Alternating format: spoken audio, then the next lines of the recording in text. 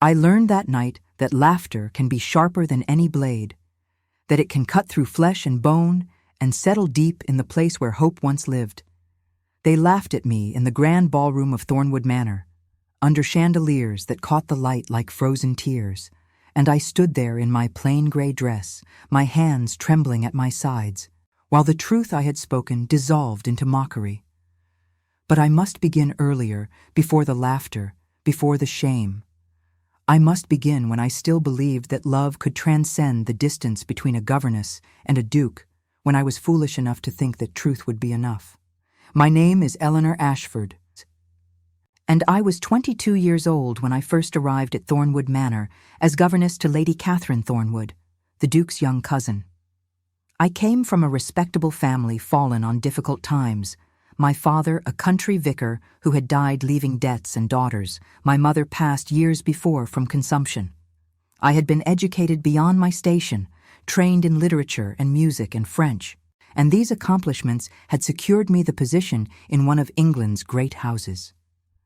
I arrived in autumn, when the leaves turned copper and gold, when the wind carried the scent of wood smoke and rain, and I thought myself fortunate beyond measure.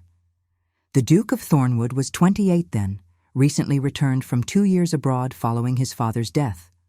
Lord Sebastian Thornwood. Even his name carried weight, the kind of weight that makes servants step aside in corridors, that makes drawing-room conversations pause. He was not what I expected. The previous Duke had been known for his severity, his cold adherence to duty and tradition. But Sebastian was different. There was something in his eyes, a kind of restlessness, a hunger for something beyond the gilded cage of his title. He read poetry. He walked alone in the gardens at dawn. He spoke to me as though I were not invisible. That was my first mistake, believing that his kindness meant anything beyond common courtesy. That was my first step toward ruin. I remember the evening it began, truly began, though I had been at Thornwood for 3 months by then.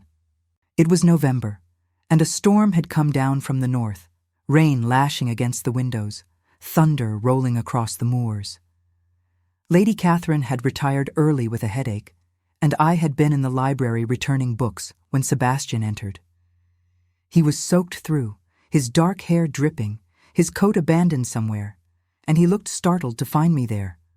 We should have observed propriety. I should have curtsied and excused myself.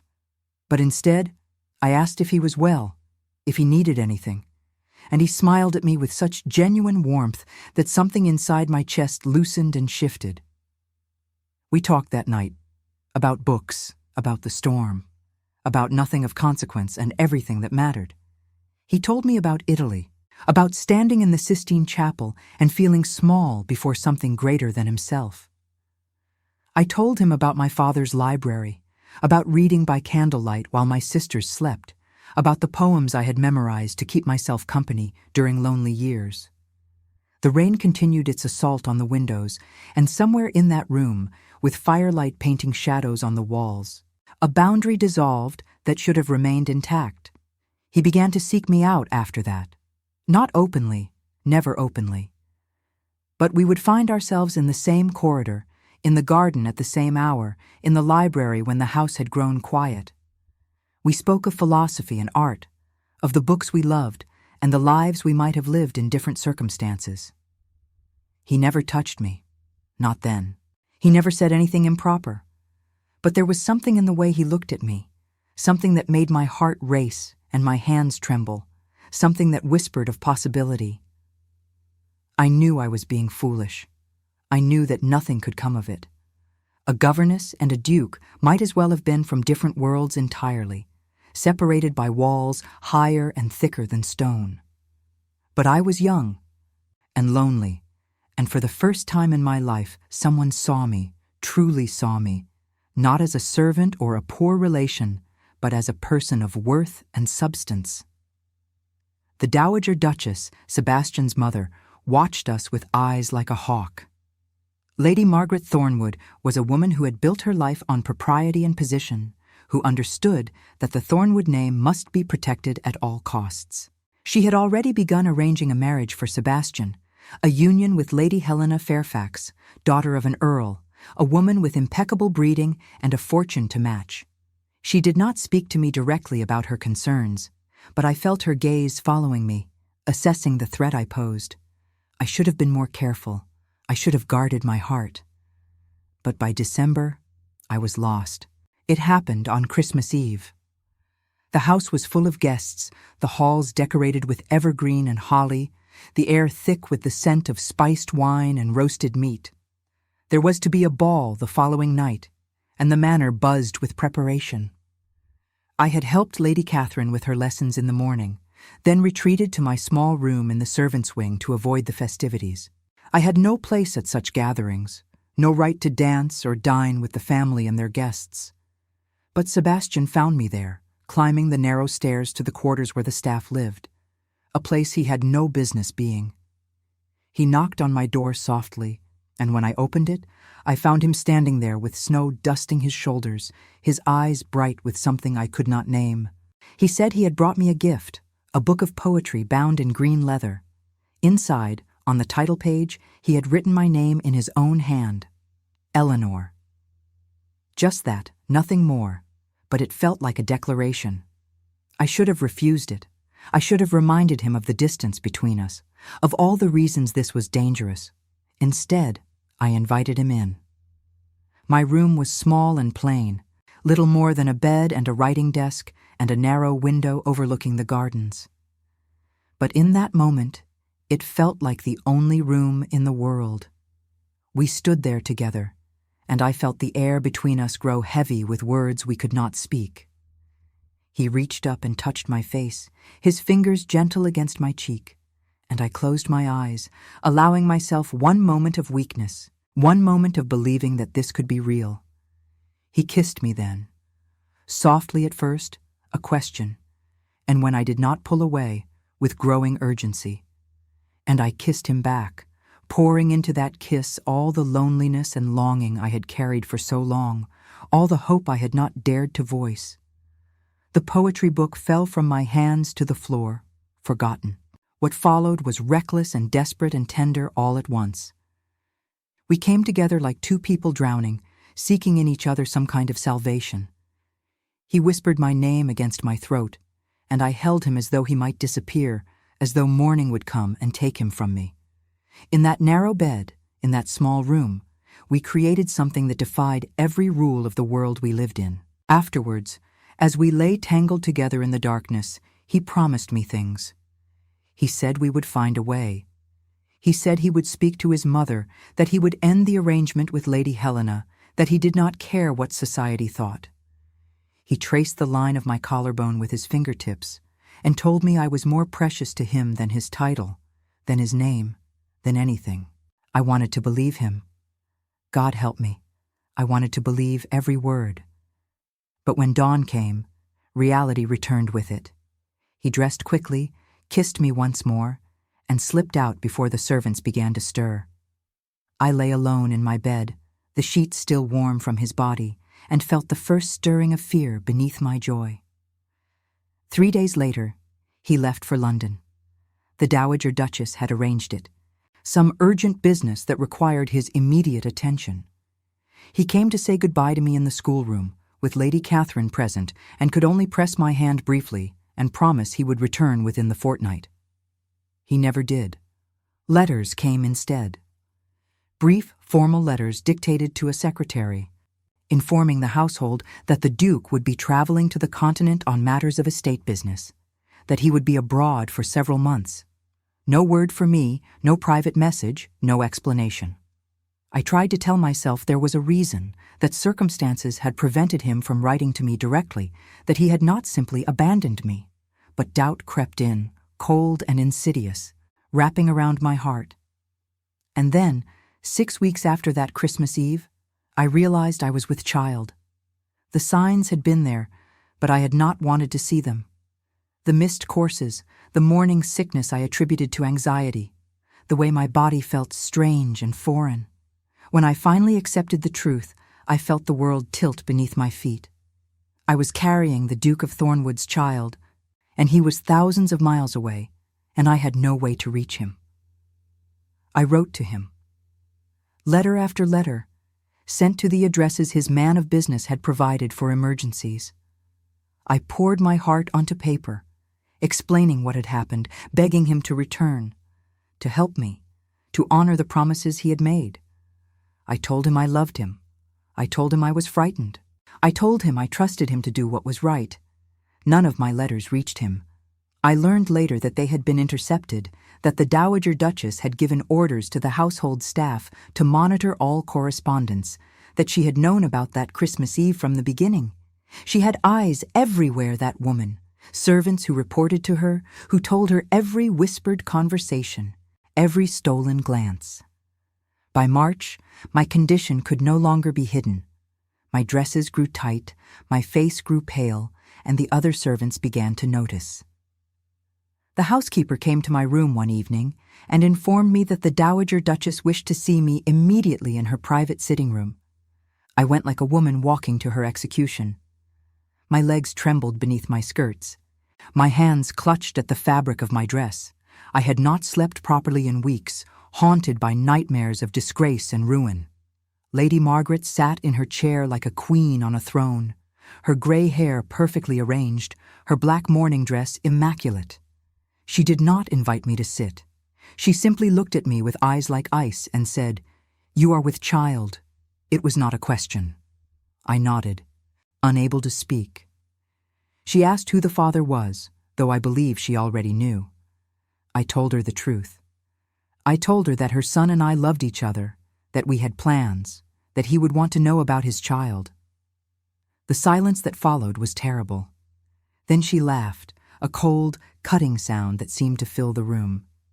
She told me I was delusional, that her son would never stoop to involving himself with a common governess, that I was either lying or I had seduced him during a moment of weakness and was now attempting to trap him into marriage.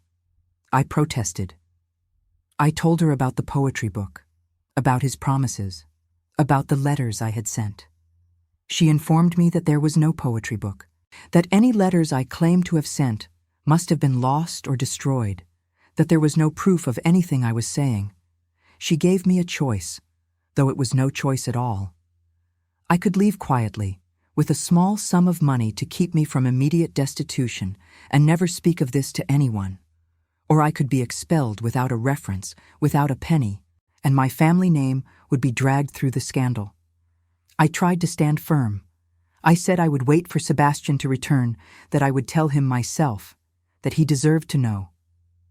The Dowager Duchess looked at me with something like pity then, and told me that her son was engaged to be married to Lady Helena Fairfax, that the announcement would be made within the month, that he had moved on with his life, and I should do the same. I did not believe her. I could not believe her. But she showed me the letter, written in his own hand, accepting Lady Helena's hand in marriage. The date was from 2 weeks prior. While I had been writing to him about the child we had created, he had been proposing to another woman. Something broke inside me then. I took the money. I left Thornwood Manor that night in the dark, with only a small bag of belongings and the clothes on my back.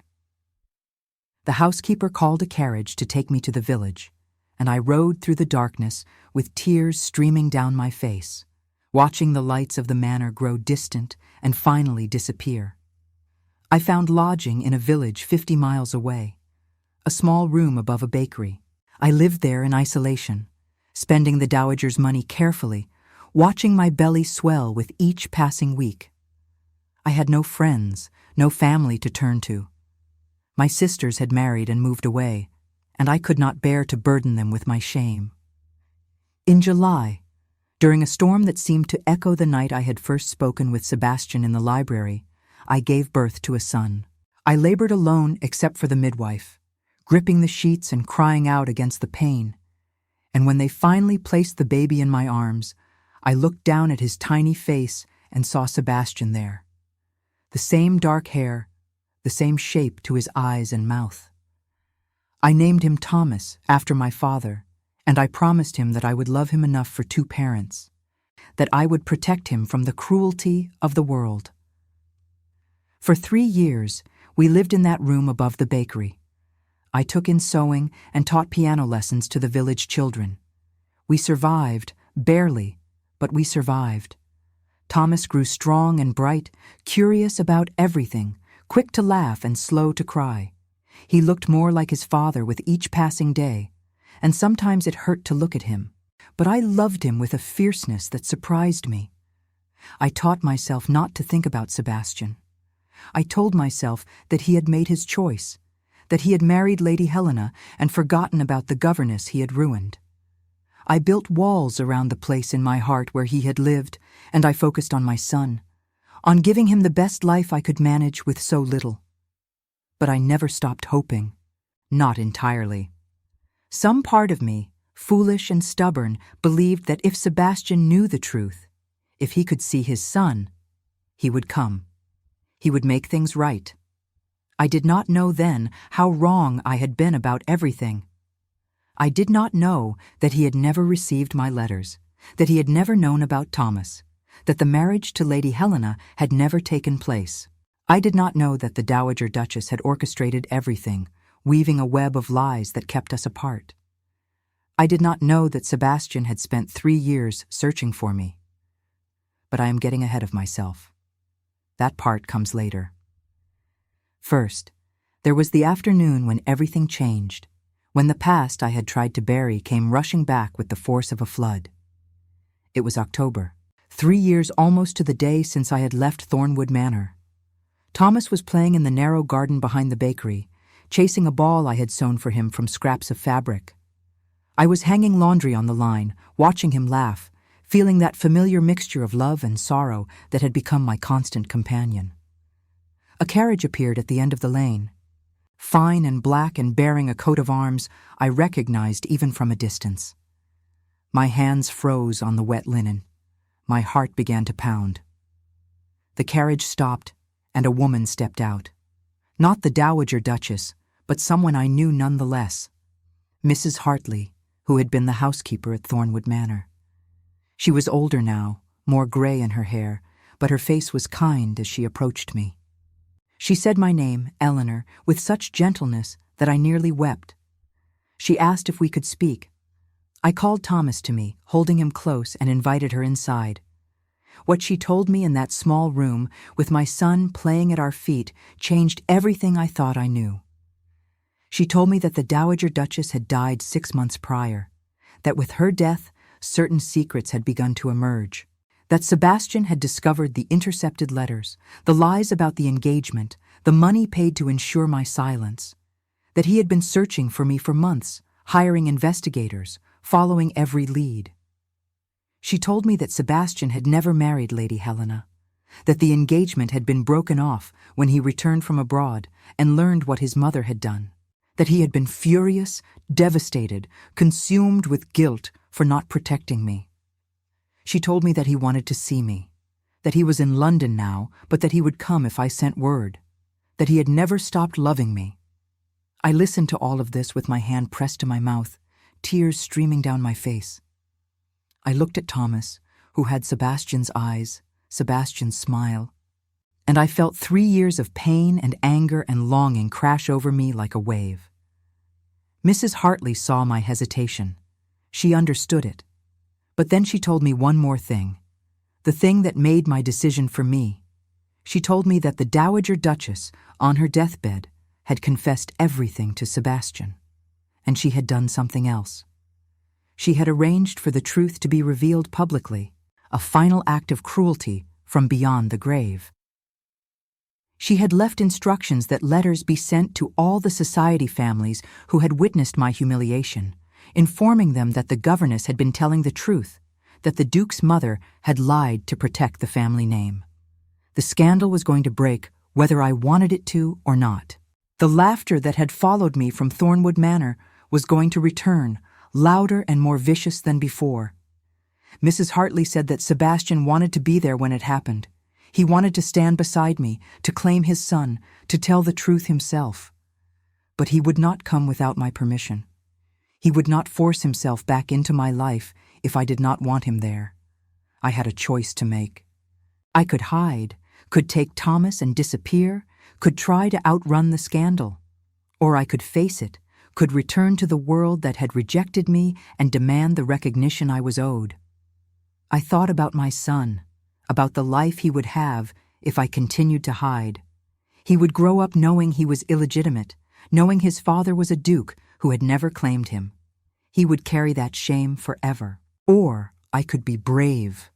I could stand up and fight for him, for the life he deserved. I told Mrs. Hartley to send word to Sebastian. I told her we would come to London. I told her I was ready to face them all again, the ones who had laughed at me, the ones who had called me a liar and worse. I did not do it for myself. I did it for Thomas. I did it so that my son could know his father, could claim his birthright, could walk through the world with his head held high. But God help me. Part of me did it, because I wanted to see Sebastian again. Because 3 years had not been enough to stop loving him. Because I needed to look into his eyes and know if any of it had been real. Mrs. Hartley left, promising to make arrangements, promising that Sebastian would take care of everything. I sat alone in my room after she departed, with Thomas asleep in my arms, and I wondered if I was making a terrible mistake. I had no way of knowing then what awaited me in London. I had no way of knowing about the ballroom, about the society families gathered there, about the moment when everything would come crashing down around me again. But I knew even then that there was no going back. I had set something in motion that could not be stopped. For better or worse, I was going to face the people who had destroyed me, and this time I would not face them alone. The journey to London took 2 days, and every mile felt like traveling backward through time, toward the moment when my life had shattered.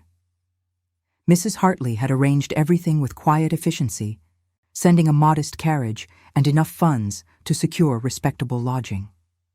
I dressed Thomas in the best clothes I could afford, a little suit I had sewn myself from fabric bought with careful savings, and I tried to explain to him where we were going, though how could a child of 3 understand the complexities of what lay ahead? He asked if we were going on an adventure, and I told him yes, because that seemed kinder than the truth. I held him on my lap as the carriage rolled through the countryside, pointing out horses in fields and birds in the sky, trying to distract both of us from the knot of anxiety growing tighter in my chest with each passing hour. I had not been to London since I was 16, when my father had taken me to visit an elderly aunt. I remembered it as overwhelming, the noise and the crowds and the smell of coal smoke hanging heavy in the air. Now, returning as a woman with a child and a scandal waiting to consume me, it felt even more daunting. The city loomed before us as we approached, a sprawl of buildings and church spires, the Thames cutting through it like a dark ribbon. Mrs. Hartley had secured rooms for us in a respectable boarding house in Bloomsbury, run by a widow who asked no questions and offered tea with genuine warmth. The rooms were clean and simply furnished, far better than the space above the bakery where Thomas and I had lived for 3 years. There was a small sitting room and a bedroom with a proper bed, and Thomas ran from window to window, delighted by the view of the street below, by the endless parade of carriages and pedestrians. I tried to share his excitement, but fear had settled into my bones. Mrs. Hartley had sent word that she would call on us the following afternoon, that Sebastian wanted to see us as soon as we were settled. The thought of facing him again, after so long, after so much had happened, made my hands shake.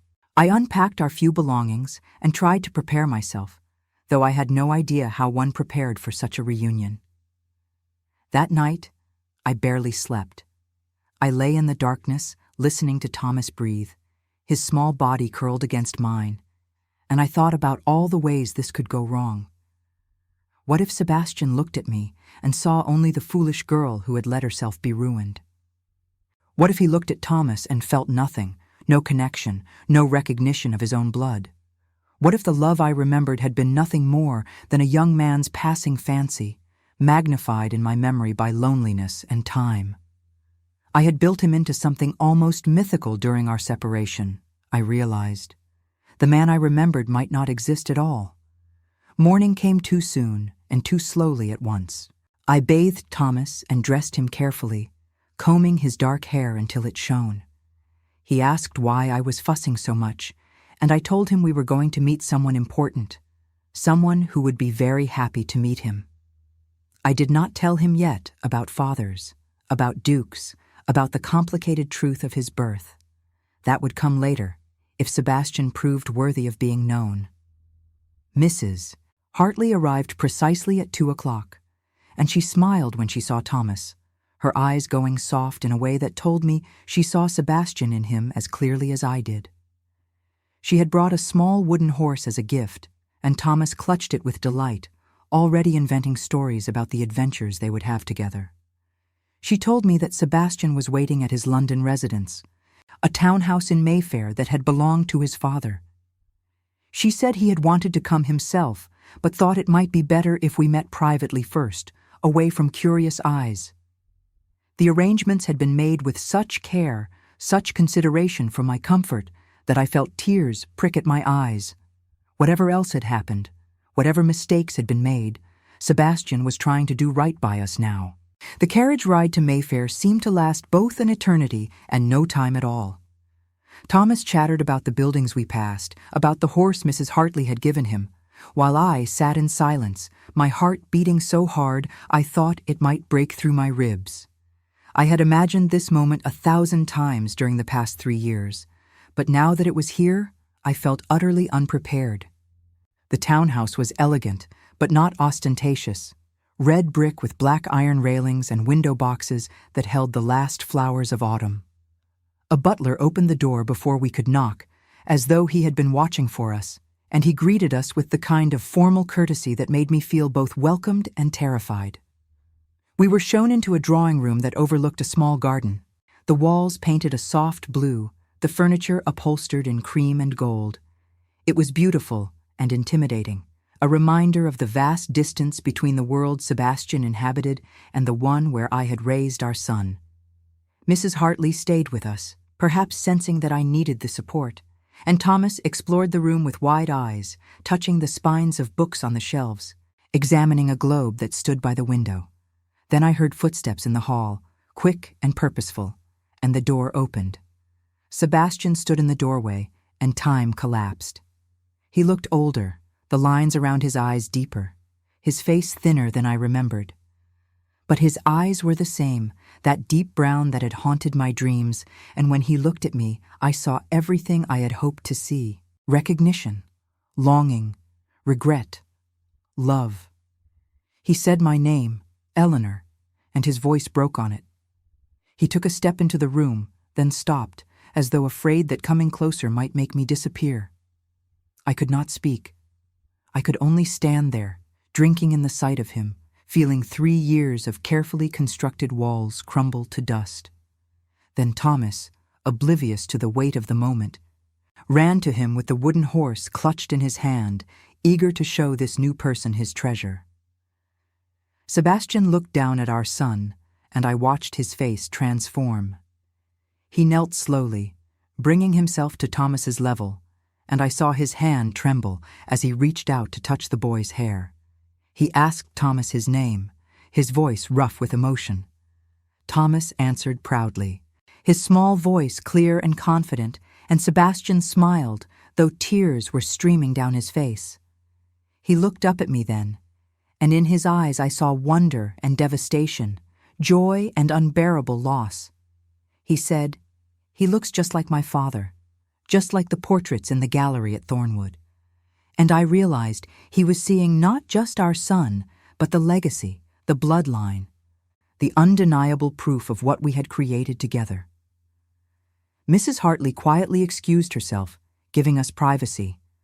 Thomas, sensing something significant was happening even if he could not understand it, grew quieter, looking between Sebastian and me with curiosity. Sebastian stood slowly, still holding Thomas's hand, and took a step toward me. He told me he was sorry. He said it over and over, as though the words could somehow undo 3 years of separation and pain. He told me about discovering the letters in his mother's private papers after her death, about reading my words and realizing what had been kept from him.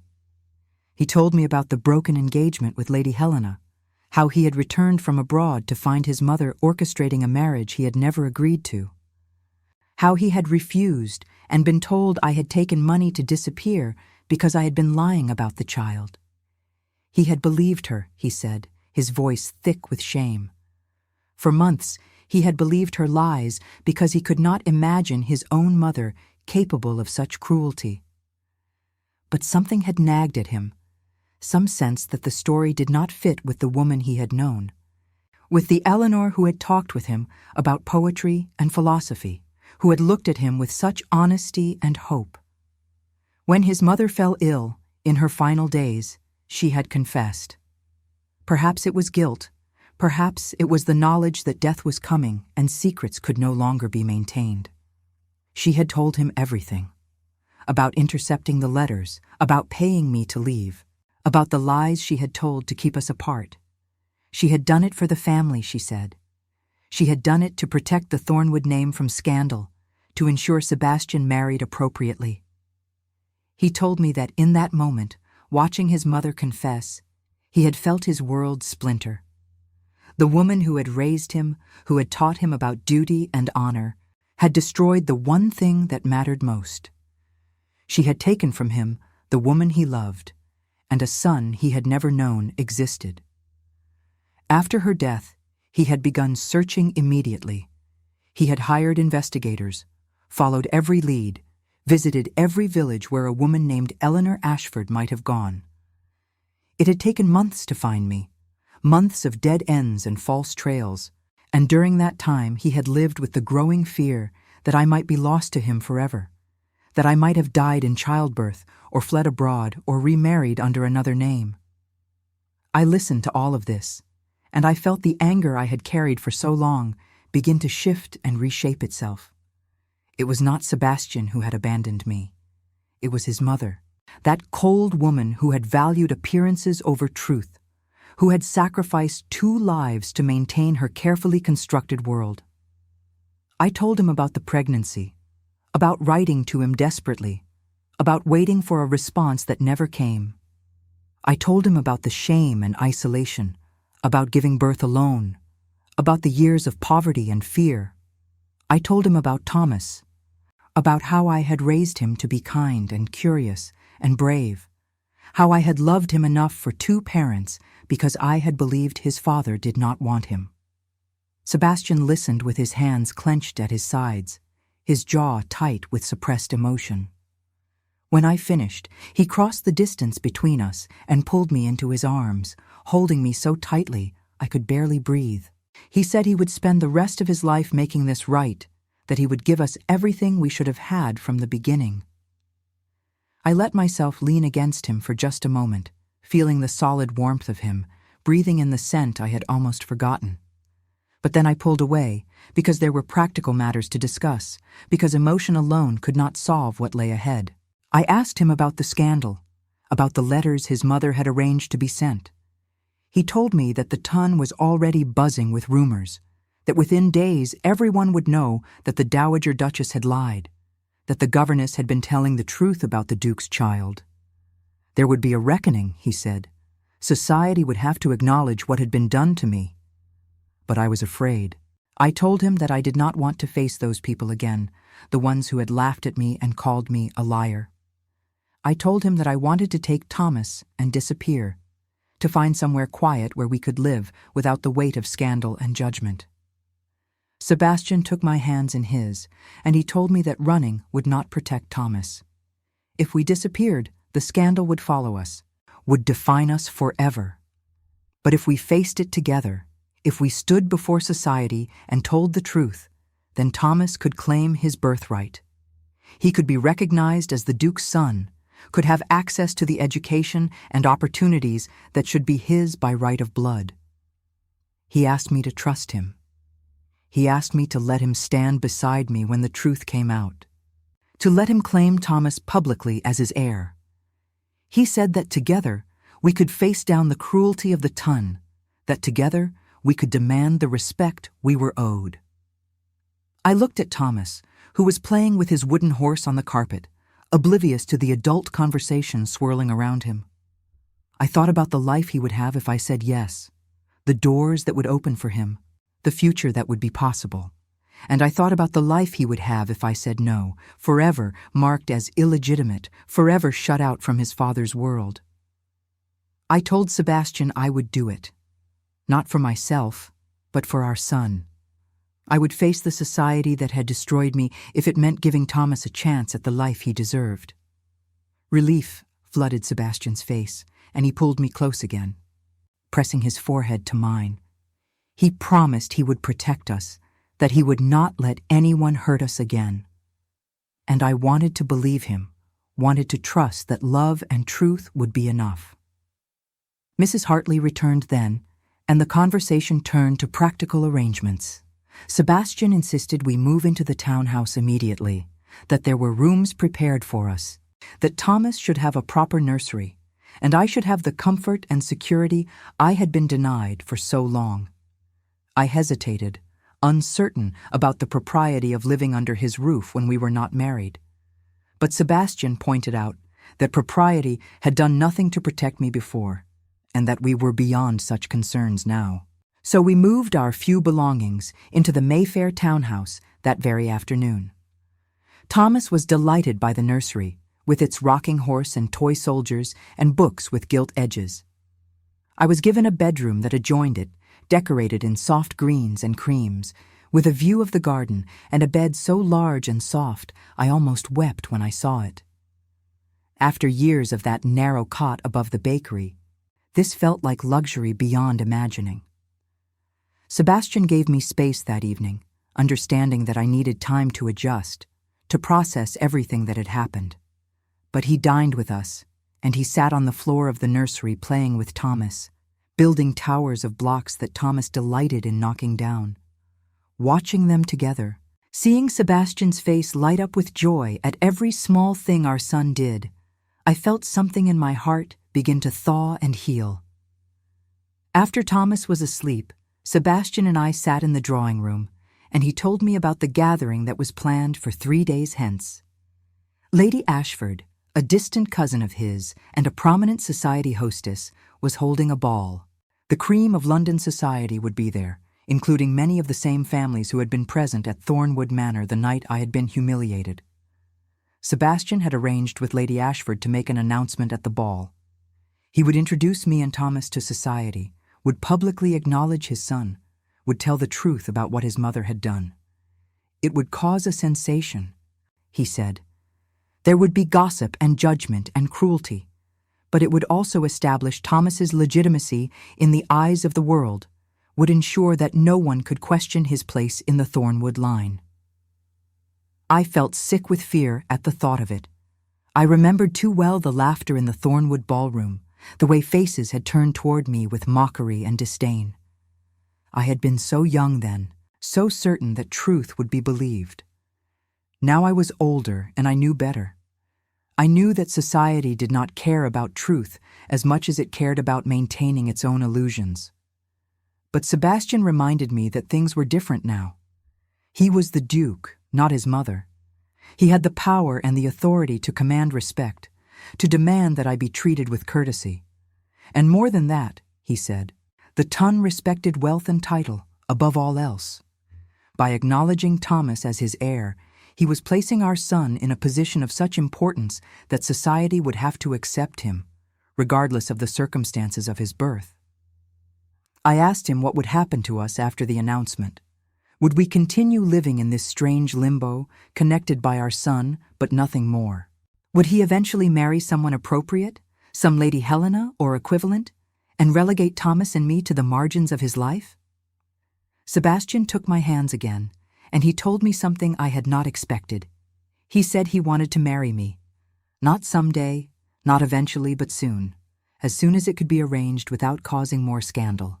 He said he had loved me 3 years ago, and he loved me still, that nothing about my circumstances or the suffering I had endured had changed what he felt.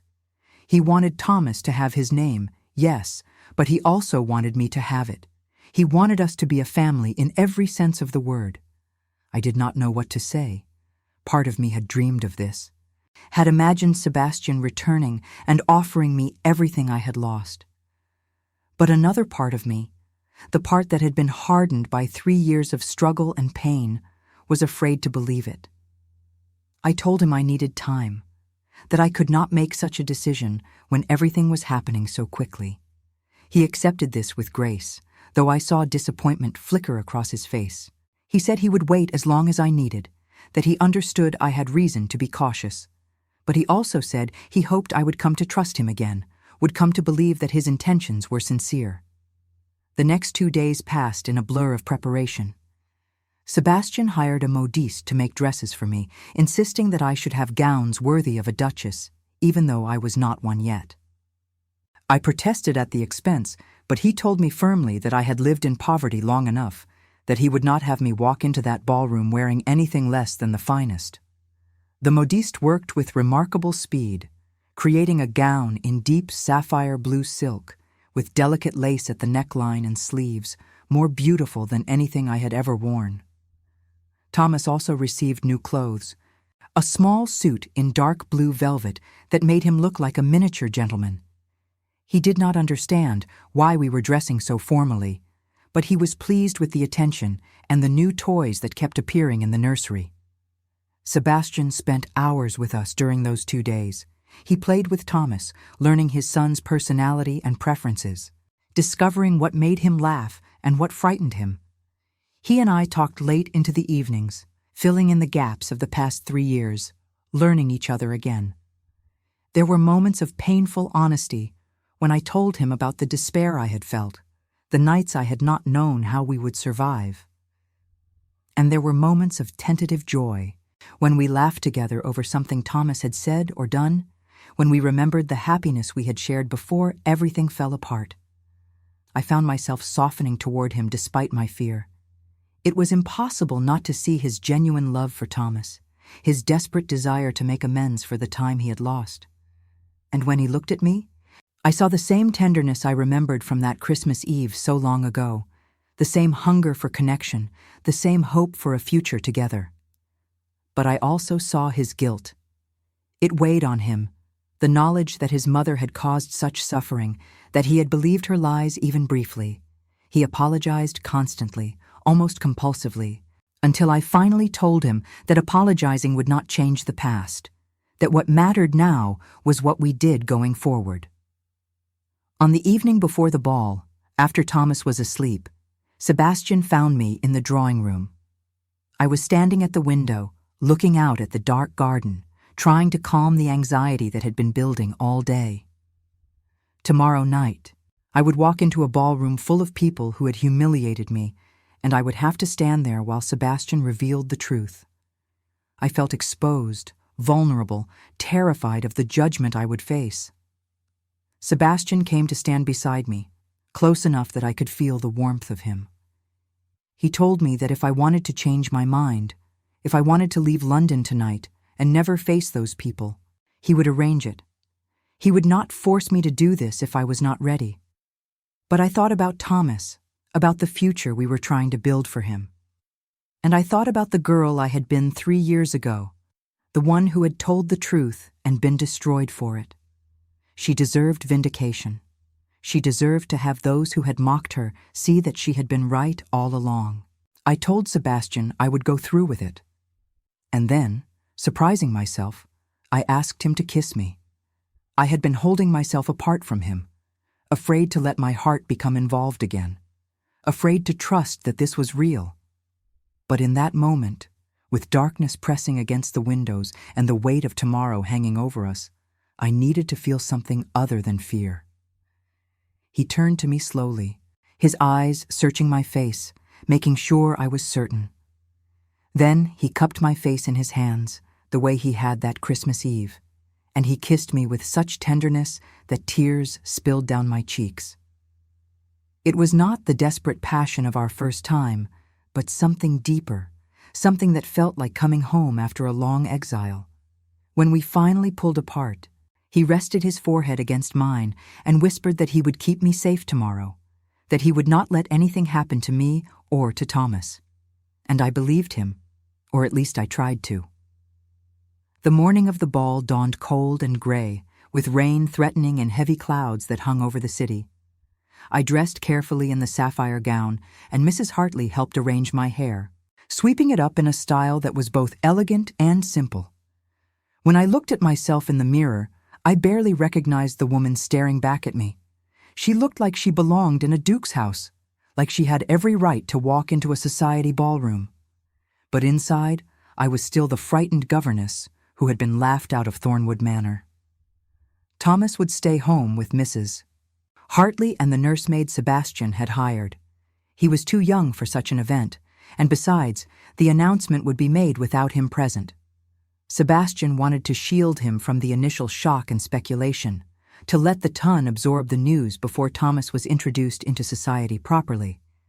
The carriage ride to Lady Ashford's house seemed impossibly short. Sebastian sat beside me, his hand holding mine, his presence both comforting and overwhelming. He told me again that everything would be all right, that Lady Ashford was a kind woman who had been horrified to learn what the Dowager Duchess had done, that there were allies in the ballroom who would support us. But I knew that not everyone would be kind. I knew that there would be whispers and stares, that some would say I had gotten what I deserved, that a governess who forgot her place deserved to be punished. I knew that society thrived on scandal, and that we were about to give them the greatest scandal they had seen in years. The Ashford house blazed with light, every window glowing, music spilling out into the street. Carriages lined up to discharge their passengers, ladies in jewels and silk, gentlemen in evening dress. I watched them ascending the steps, laughing and chatting, and I felt my courage waver. Sebastian sensed my fear. He squeezed my hand and told me to stay close to him, that he would not leave my side. Then the carriage door opened, and there was nothing to do but step out into the night. We entered through the main doors, and I felt every eye turn toward us. The conversations faltered, then grew louder as people began to realize who I was. I heard my name whispered, heard the governess, heard scandal and shame and a dozen other words meant to cut. But Sebastian kept walking, his hand firm on my elbow, guiding me through the crowd toward Lady Ashford. She greeted us with genuine warmth, taking both my hands in hers and telling me she was honored to meet me, that she had been eager to right the wrong done to me. She was younger than I expected, perhaps only 30, with kind eyes and a smile that seemed sincere. She told me quietly that when Sebastian had explained the situation, she had been appalled, that she wanted to help in any way she could. Then she led us into the ballroom, and the whispering grew louder.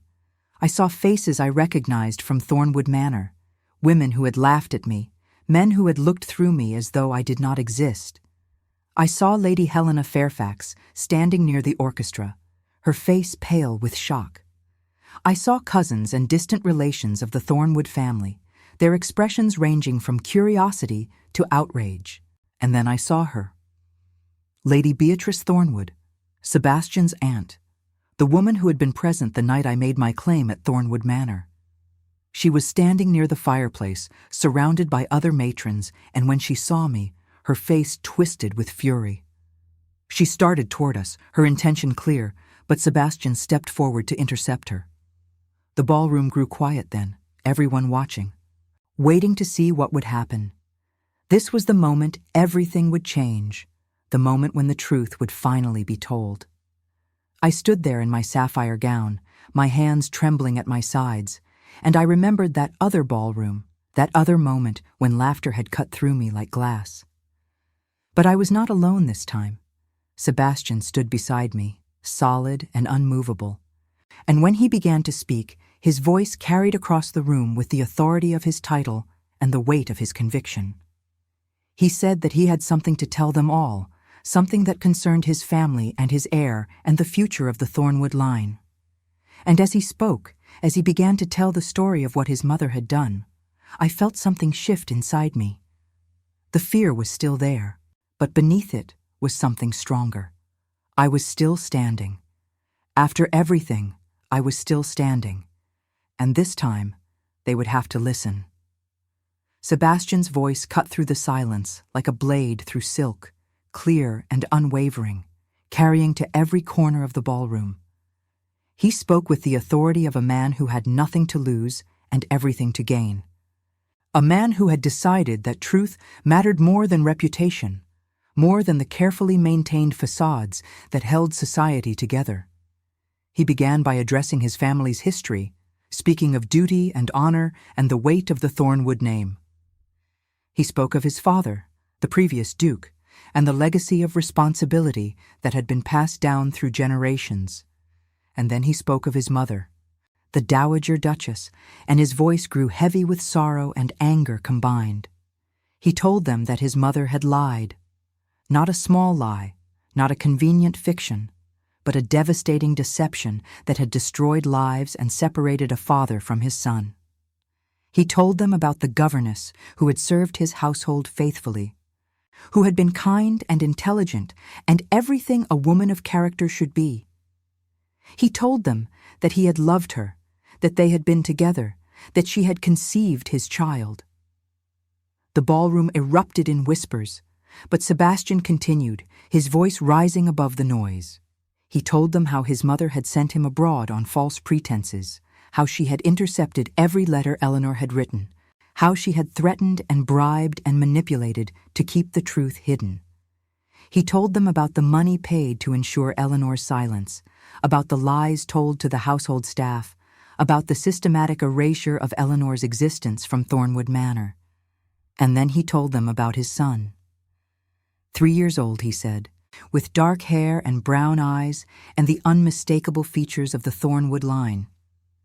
A child who should have been raised in comfort and security, who should have known his father from birth, but who instead had lived in poverty because of one woman's determination to protect her vision of propriety.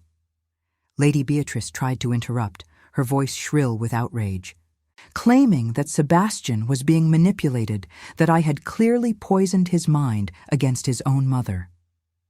But Sebastian turned to her with such cold fury that she fell silent. He told them that his mother had confessed everything on her deathbed, that there were letters and documents to prove every word he was saying. He told them that the truth would have come out regardless, that his mother in her final twisted act had arranged for society to learn what she had done. But rather than let the scandal unfold without context, rather than allow Eleanor to face their judgment alone, he had chosen to tell the story himself. He turned to me then and held out his hand. I took it, my fingers trembling, and he drew me forward so that we stood together facing the crowd. He introduced me properly, Miss Eleanor Ashford, and he told them that I had borne his son with grace and dignity, that I had raised the boy alone with nothing but love and determination, that I deserved their respect and admiration, not their scorn. The silence that followed was profound. I could see the calculation happening behind a dozen pairs of eyes. Society's machinery working to determine how to respond to this unprecedented situation. A duke publicly claiming an illegitimate child was rare, but not unheard of. But a duke elevating the mother of that child, defending her before all of society, demanding that she be treated with honor, that was something else entirely. Lady Ashford was the first to move. She stepped forward and took my hand, squeezing it gently, and she told the assembled crowd that any woman who could raise a child alone for 3 years, who could survive what I had survived, deserved nothing but admiration. She said that the true scandal was not my actions, but those of the Dowager Duchess, and that she, for one, would welcome me into society with open arms. It was a calculated gesture, I knew, but it was also genuine. Lady Ashford had positioned herself as an arbiter of what was acceptable, and others would follow her lead. Not everyone, perhaps, but enough to make a difference. Slowly, other voices joined hers. Lord Pemberton, an elderly earl who had been a friend of Sebastian's father, spoke up to say that the Thornwood line should not be broken by the pride and prejudice of one woman, that the boy should be acknowledged and welcomed. Lady Caroline Hartwell, a young widow known for her progressive views, came to stand beside me and declared that she had always admired women of courage and that I was clearly such a woman. But there were dissenters, too. Lady Beatrice rallied several of the older matrons, and they formed a cluster near the fireplace, their faces hard with disapproval. They whispered loudly enough to be heard, speaking of loose morals and inappropriate ambition, of governesses who forgot their place and dukes who dishonored their family name. Several younger ladies who had hoped to catch Sebastian's attention looked at me with undisguised hatred, seeing their own matrimonial hopes crumble. I felt the weight of their judgment, the familiar sting of being found wanting by people who considered themselves my betters. But this time, something was different. This time, I was not alone. Sebastian stood beside me, his presence unwavering. Lady Ashford remained close, a shield against the worst of the hostility. And there were others, more than I had expected, who looked at me with curiosity rather than contempt, with sympathy rather than scorn. Then Lady Helena Fairfax approached, and the crowd parted to let her through. I had not met her before, this woman who had been meant to be Sebastian's bride, but I had heard enough to know she was beautiful and well-bred, and everything a duchess should be. She was tall and elegant, with pale blonde hair and porcelain skin, wearing a gown of cream silk that must have cost more than I had earned in a year of teaching. I expected anger, perhaps jealousy, but when she reached us, she surprised me. She looked at Sebastian first, her expression unreadable, then turned to me. She told me that she was glad the truth had come out, that she had never wanted to marry a man who loved another, that she hoped I would find happiness with him. There was sadness in her eyes, but also relief, and I realized that she too had been a pawn in the Dowager Duchess's schemes. She wished us well, then moved away, and I felt a surge of respect for her grace under such circumstances. Not every woman would have handled that moment with such dignity. The evening progressed in a strange blur of faces and conversations. Some people approached to offer congratulations, others to probe for details of the scandal, still others to make their disapproval known through cold silence and turned backs. I moved through it all in a kind of daze, holding tight to Sebastian's arm, trying to maintain the composure that was expected of me. At one point, Lady Beatrice cornered us near the refreshment table, her face flushed with wine and anger. She told Sebastian that he was destroying the family name, that his father would be ashamed, that acknowledging me and the child would bring nothing but disgrace upon the Thornwood line. Her words were vicious, meant to wound, and I felt myself shrinking under the assault. But Sebastian did not flinch. He told his aunt that his father had valued truth above all else, that the real disgrace was allowing a child to grow up unrecognized by his own family. He told her that if she could not accept Thomas, could not treat Eleanor with the respect she deserved, then she was no longer welcome in his home or his life. The words hung in the air like a challenge. Lady Beatrice looked between us, her mouth working soundlessly, and then she turned and swept away, gathering her supporters around her like a general rallying troops. I knew we had made an enemy that night, one who would work against us at every opportunity. But we had also made allies. As the evening wore on, I found myself in conversation with women I would never have been permitted to speak to as a governess. They asked about Thomas, about his interests and personality. They asked about my time in the village, about how I had managed alone. Some of their interest was mere curiosity, the desire for gossip to share later. But some seemed genuine. They looked at me and saw not just a scandal, but a person, a mother, a woman who had survived against impossible odds. Lady Ashford took me aside before the dancing began and told me that the hardest part was over. Society had been informed, positions had been staked out, and now the machinery would grind forward in its own way. There would be gossip for weeks, possibly months, but the fact that Sebastian had claimed me so publicly meant that I could not be entirely ostracized. I would exist in a strange, liminal space, not quite respectable, but too important to ignore. She advised me to hold my head high, to ignore the whispers and the stares, to focus on my son, and on building a life with Sebastian.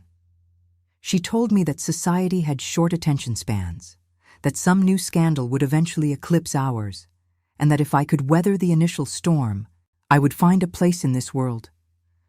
I thanked her for her kindness, for standing beside me when she had no obligation to do so.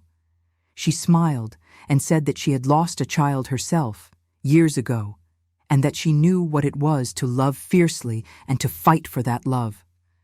She saw in me, she said, a fellow warrior, and she would not abandon me to face the battle alone. Sebastian asked me to dance then, and I hesitated.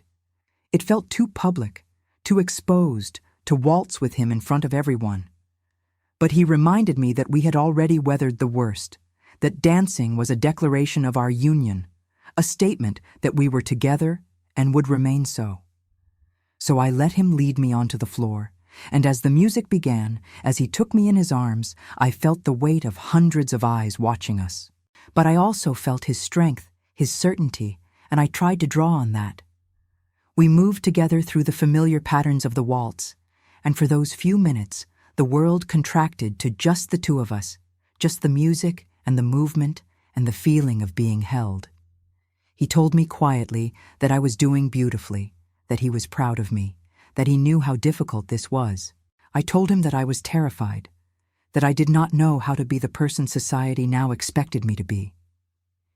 He said that I did not need to be anyone other than who I was, that the woman who had raised Thomas with nothing but determination and love was more than enough. When the dance ended, he did not release me immediately. Instead, he held my hand and led me to a quieter corner of the ballroom, away from the worst of the crowd. He asked if I needed to leave, if the evening had been too much, but I told him no. I had started this, and I would see it through to the end. The rest of the ball passed in a haze of faces and conversations, of champagne I barely tasted and food I could not eat. There were more confrontations, more cold shoulders and whispered insults, but there were also moments of unexpected kindness. Lord Pemberton told me about his own granddaughter, illegitimate but dearly loved, and how the family had weathered the scandal by simply refusing to acknowledge there was anything shameful about it. Lady Caroline invited me to tea the following week, saying she wanted to hear more about my experiences, that she was writing a series of essays about the treatment of women in society. By the time we left, near midnight, I was exhausted in a way that went beyond physical tiredness. The emotional toll of the evening had left me feeling wrung out, empty of everything but a kind of numb relief that it was over. In the carriage, Sebastian pulled me close, and I let myself lean against him, too tired to maintain the careful distance I had been keeping. He told me that I had been magnificent, that he had never been more certain of his decision to stand with me. I told him that I still could not quite believe it was real, that any moment I would wake up in my room above the bakery and discover it had all been a dream. He kissed my forehead and promised me that this was real, that we were building something that would last. And for the first time, I let myself believe it might be possible. When we arrived back at the townhouse, Mrs. Hartley was waiting with news that Thomas had been an angel all evening, playing quietly and going to bed without fuss. I climbed the stairs to the nursery and stood in the doorway, watching my son sleep, his small chest rising and falling with each breath, his hand curled around the wooden horse Mrs. Hartley had given him.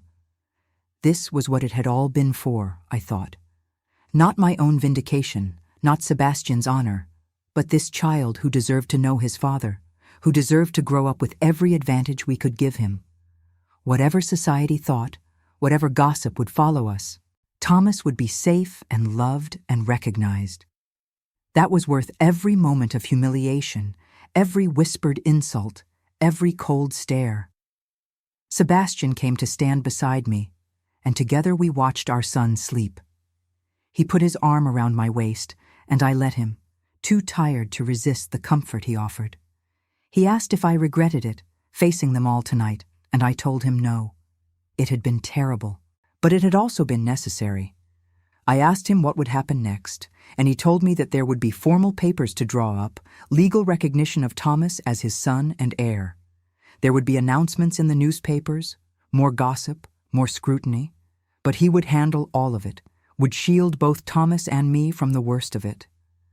And then, he said quietly, if I was willing, there would be a wedding. He asked me again to marry him, properly this time, with a ring and a proposal that was not rushed or desperate, but considered and sincere. I looked at him in the dim light from the nursery lamp, at his face that had become so dear to me again, and I felt the last of my resistance crumble. I had been so afraid to trust him, so afraid to believe that this could work.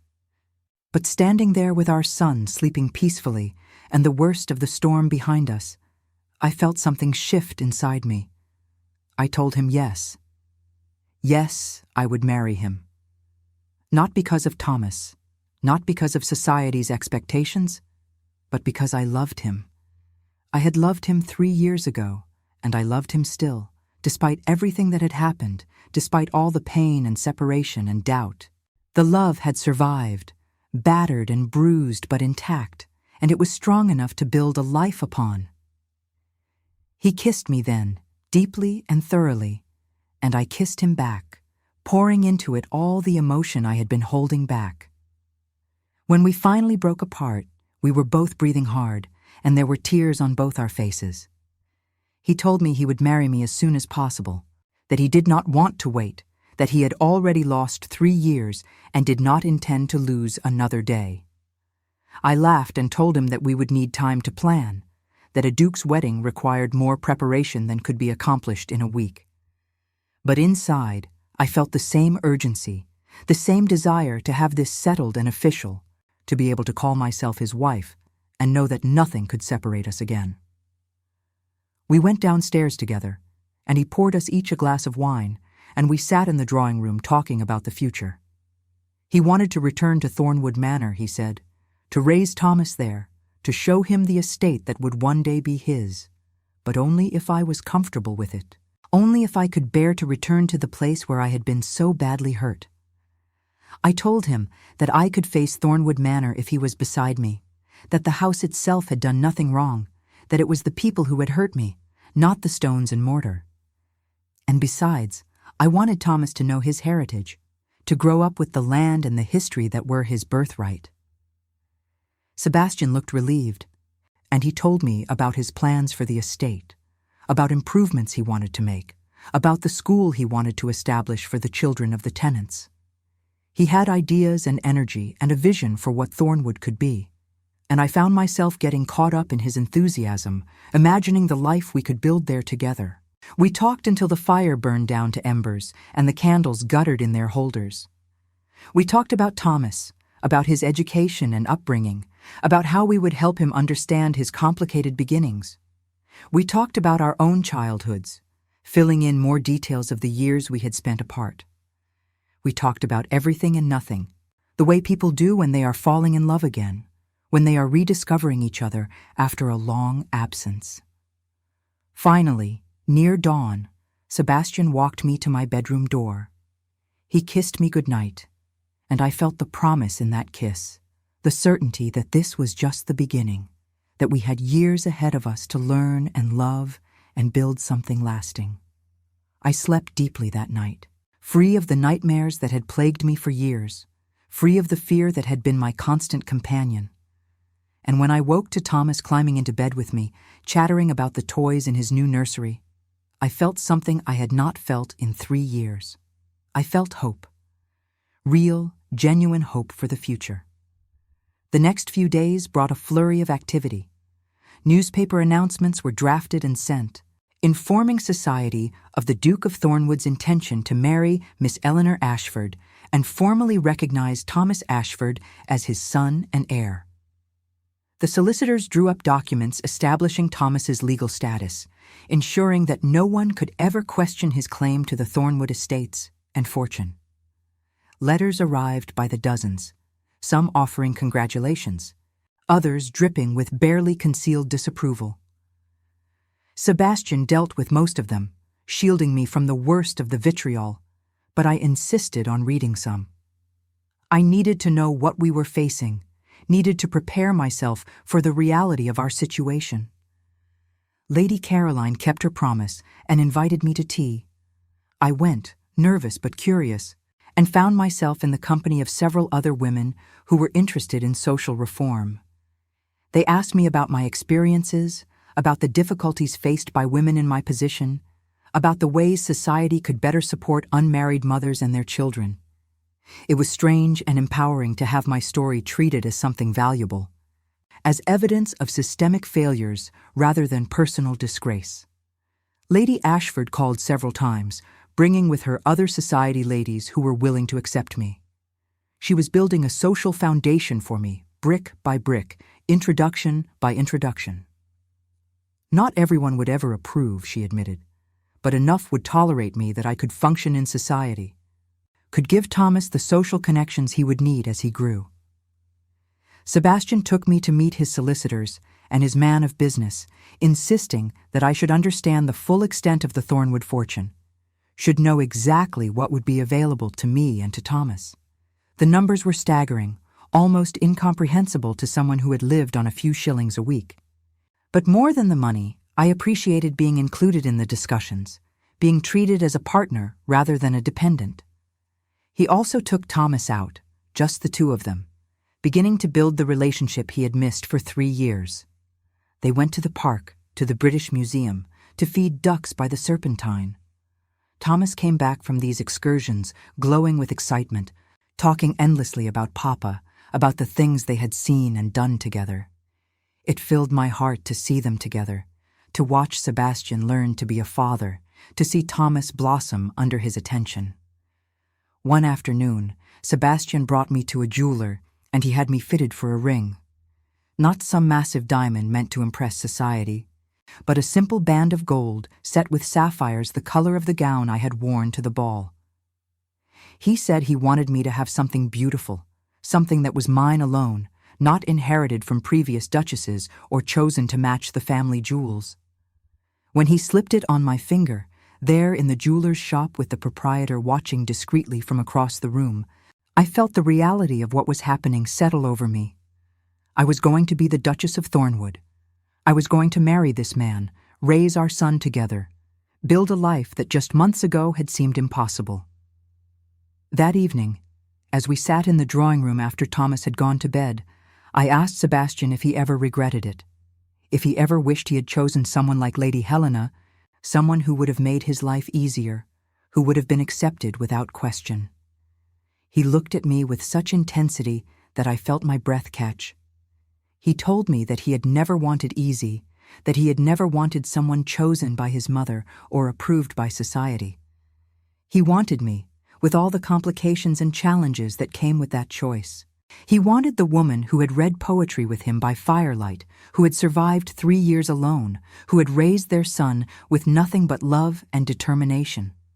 He said that loving me had been the best decision he had ever made, and that even if he had known all the difficulties it would bring, he would make the same choice again without hesitation. I believed him. Finally, completely, I believed him. We set a date for the wedding.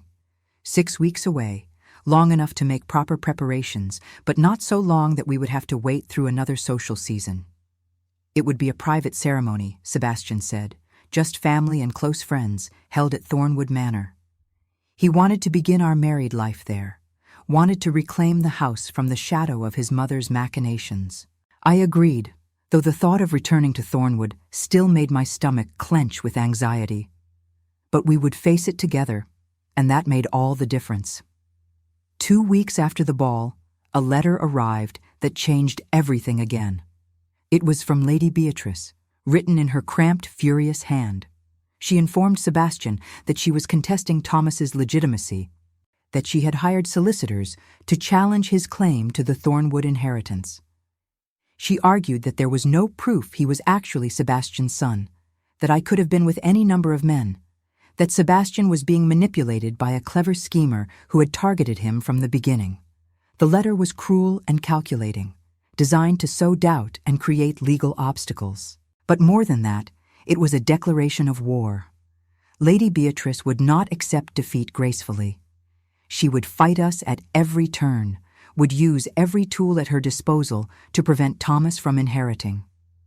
Sebastian was furious when he read it, his face going dark with rage. He told me not to worry, that Lady Beatrice had no grounds for her challenge, that Thomas's resemblance to the Thornwood family was proof enough for any reasonable person. But I was frightened. I had thought the worst was over, that we had faced society's judgment and survived. Now I realized that the battle was far from finished. There would be legal challenges, public speculation, more opportunities for humiliation and doubt. Sebastian took my hands and told me that we would fight this together, that Lady Beatrice's challenge would fail, that nothing would prevent him from giving Thomas his rightful place. He promised me that by the time we married, all questions about Thomas's legitimacy would be settled beyond dispute. I wanted to believe him, but as I lay in bed that night, listening to Thomas breathe in the next room, I could not shake the feeling that Lady Beatrice's letter was just the beginning, that the hardest battles were still ahead of us. The legal challenge consumed the next several weeks in a way that nothing else had. Sebastian's solicitors assured us that Lady Beatrice's case was weak, built on nothing but spite and desperation. But that did not prevent it from causing damage. The newspapers seized upon the story with relish, printing lurid speculation about Thomas's parentage, about my character, about Sebastian's judgment. Every day brought fresh humiliation, fresh reminders that society's acceptance was conditional and fragile. I tried to shield Thomas from it all, but he was a perceptive child, and he sensed the tension in the household. He asked why people were saying mean things about Mama, why some of the servants whispered and looked away when we passed. I told him that sometimes people said unkind things because they did not understand, that what mattered was the truth, not gossip. But it hurt to see confusion and worry cloud his bright eyes, to know that he was being touched by adult cruelty when he should have been allowed to remain innocent. Sebastian threw himself into proving Thomas's legitimacy with a ferocity that both touched and frightened me. He commissioned a formal portrait of Thomas to hang in the gallery at Thornwood Manor, positioning it beside portraits of previous Thornwood heirs. He arranged for physicians to examine the boy, to document the family resemblance in medical terms, though I hated subjecting Thomas to such scrutiny. He gathered testimony from the few servants who remembered my time at Thornwood Manor, who could confirm that the Duke had shown me particular attention, that we had been seen together in circumstances that suggested intimacy. It was invasive and exhausting, this process of proving what should have been obvious to anyone with eyes. But Sebastian was determined that when the case went before the courts, there would be no room for doubt, no opening for Lady Beatrice to exploit. I spent my days in a strange limbo, preparing for a wedding while fighting a legal battle, trying to establish myself in society while being torn apart in the newspapers.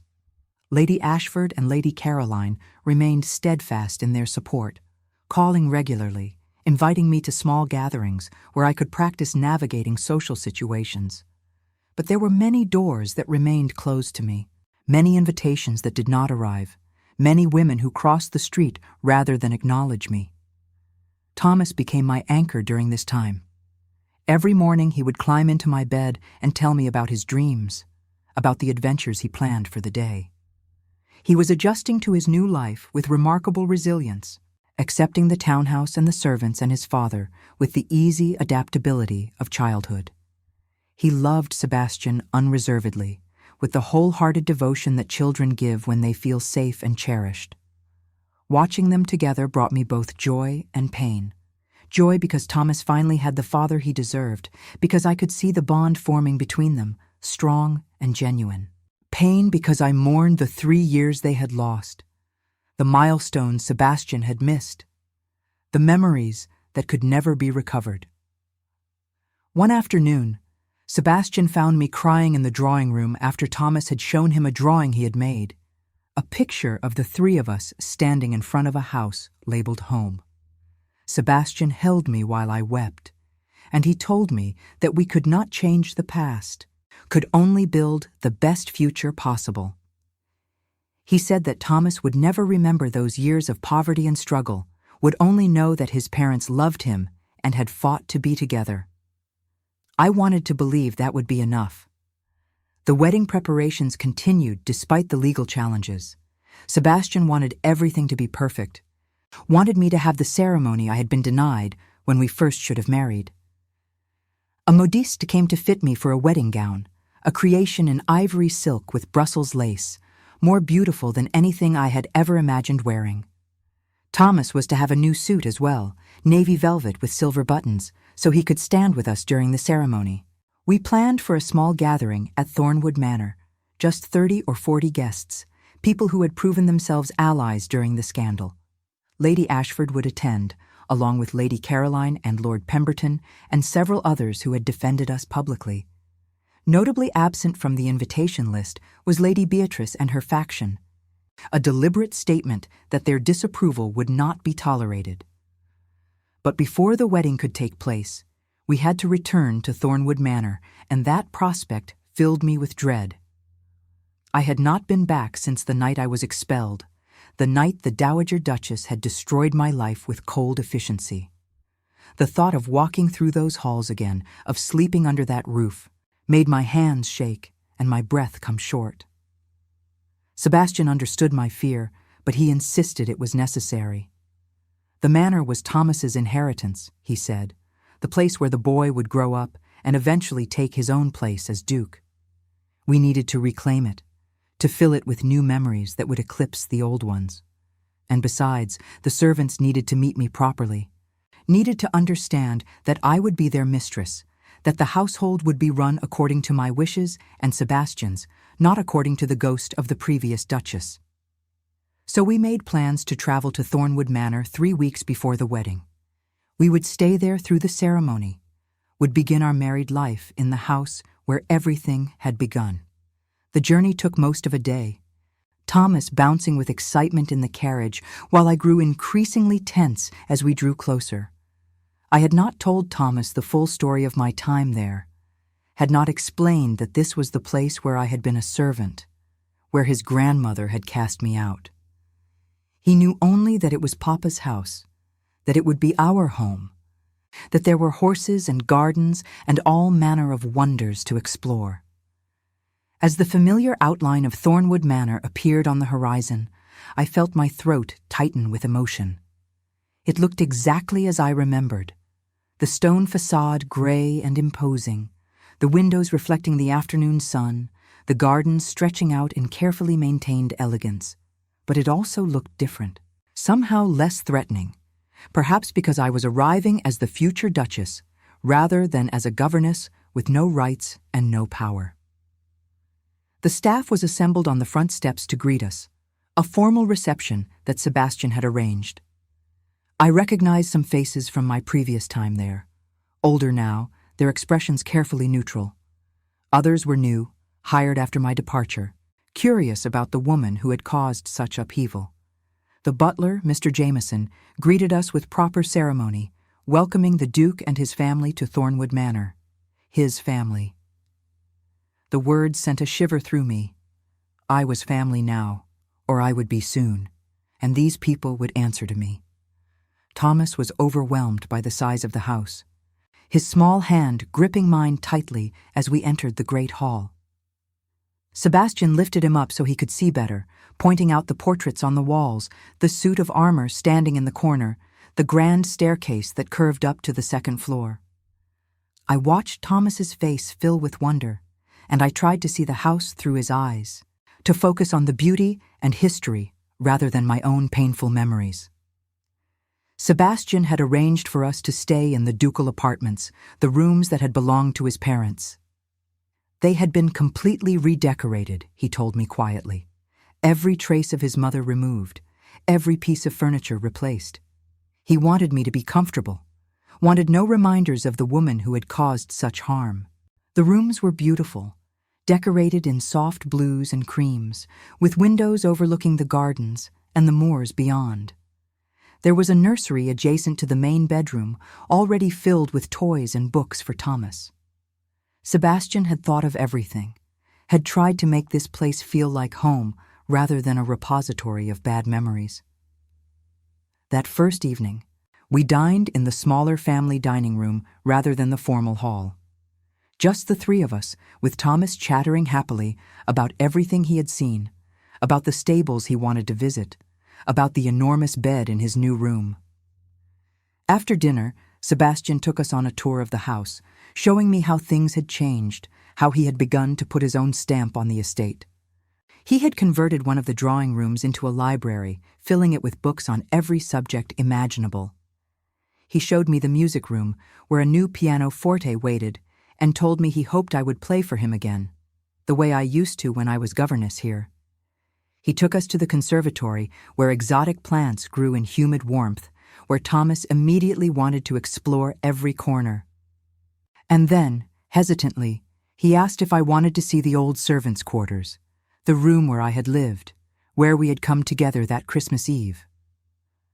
I almost refused, almost said I could not bear it, but something made me nod. I needed to face it, needed to see that it was just a room, not the shrine of pain and loss it had become in my memory.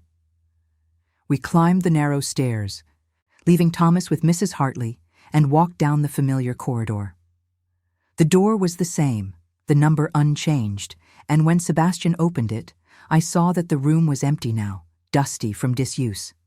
It looked smaller than I remembered, shabbier, the narrow bed and plain furniture a stark reminder of how different our circumstances had been. I stood in the doorway, and the memories came flooding back. His hands on my face, his lips on mine, the desperate tenderness of that night, the joy I had felt, the certainty that we were creating something meaningful. And then the aftermath, the fear and shame and loneliness. Sebastian came to stand behind me, his arms wrapping around my waist. He told me he was sorry, that he would spend the rest of his life being sorry for what I had endured. I leaned back against him and told him that I did not want apologies anymore, that what I wanted was a future where this room held no power over us, where it was just a space in a house, nothing more. He suggested we close it off, lock the door, and never come here again. But I said no. I said we should turn it into something useful, perhaps a storage room or a place for the maids to do their mending.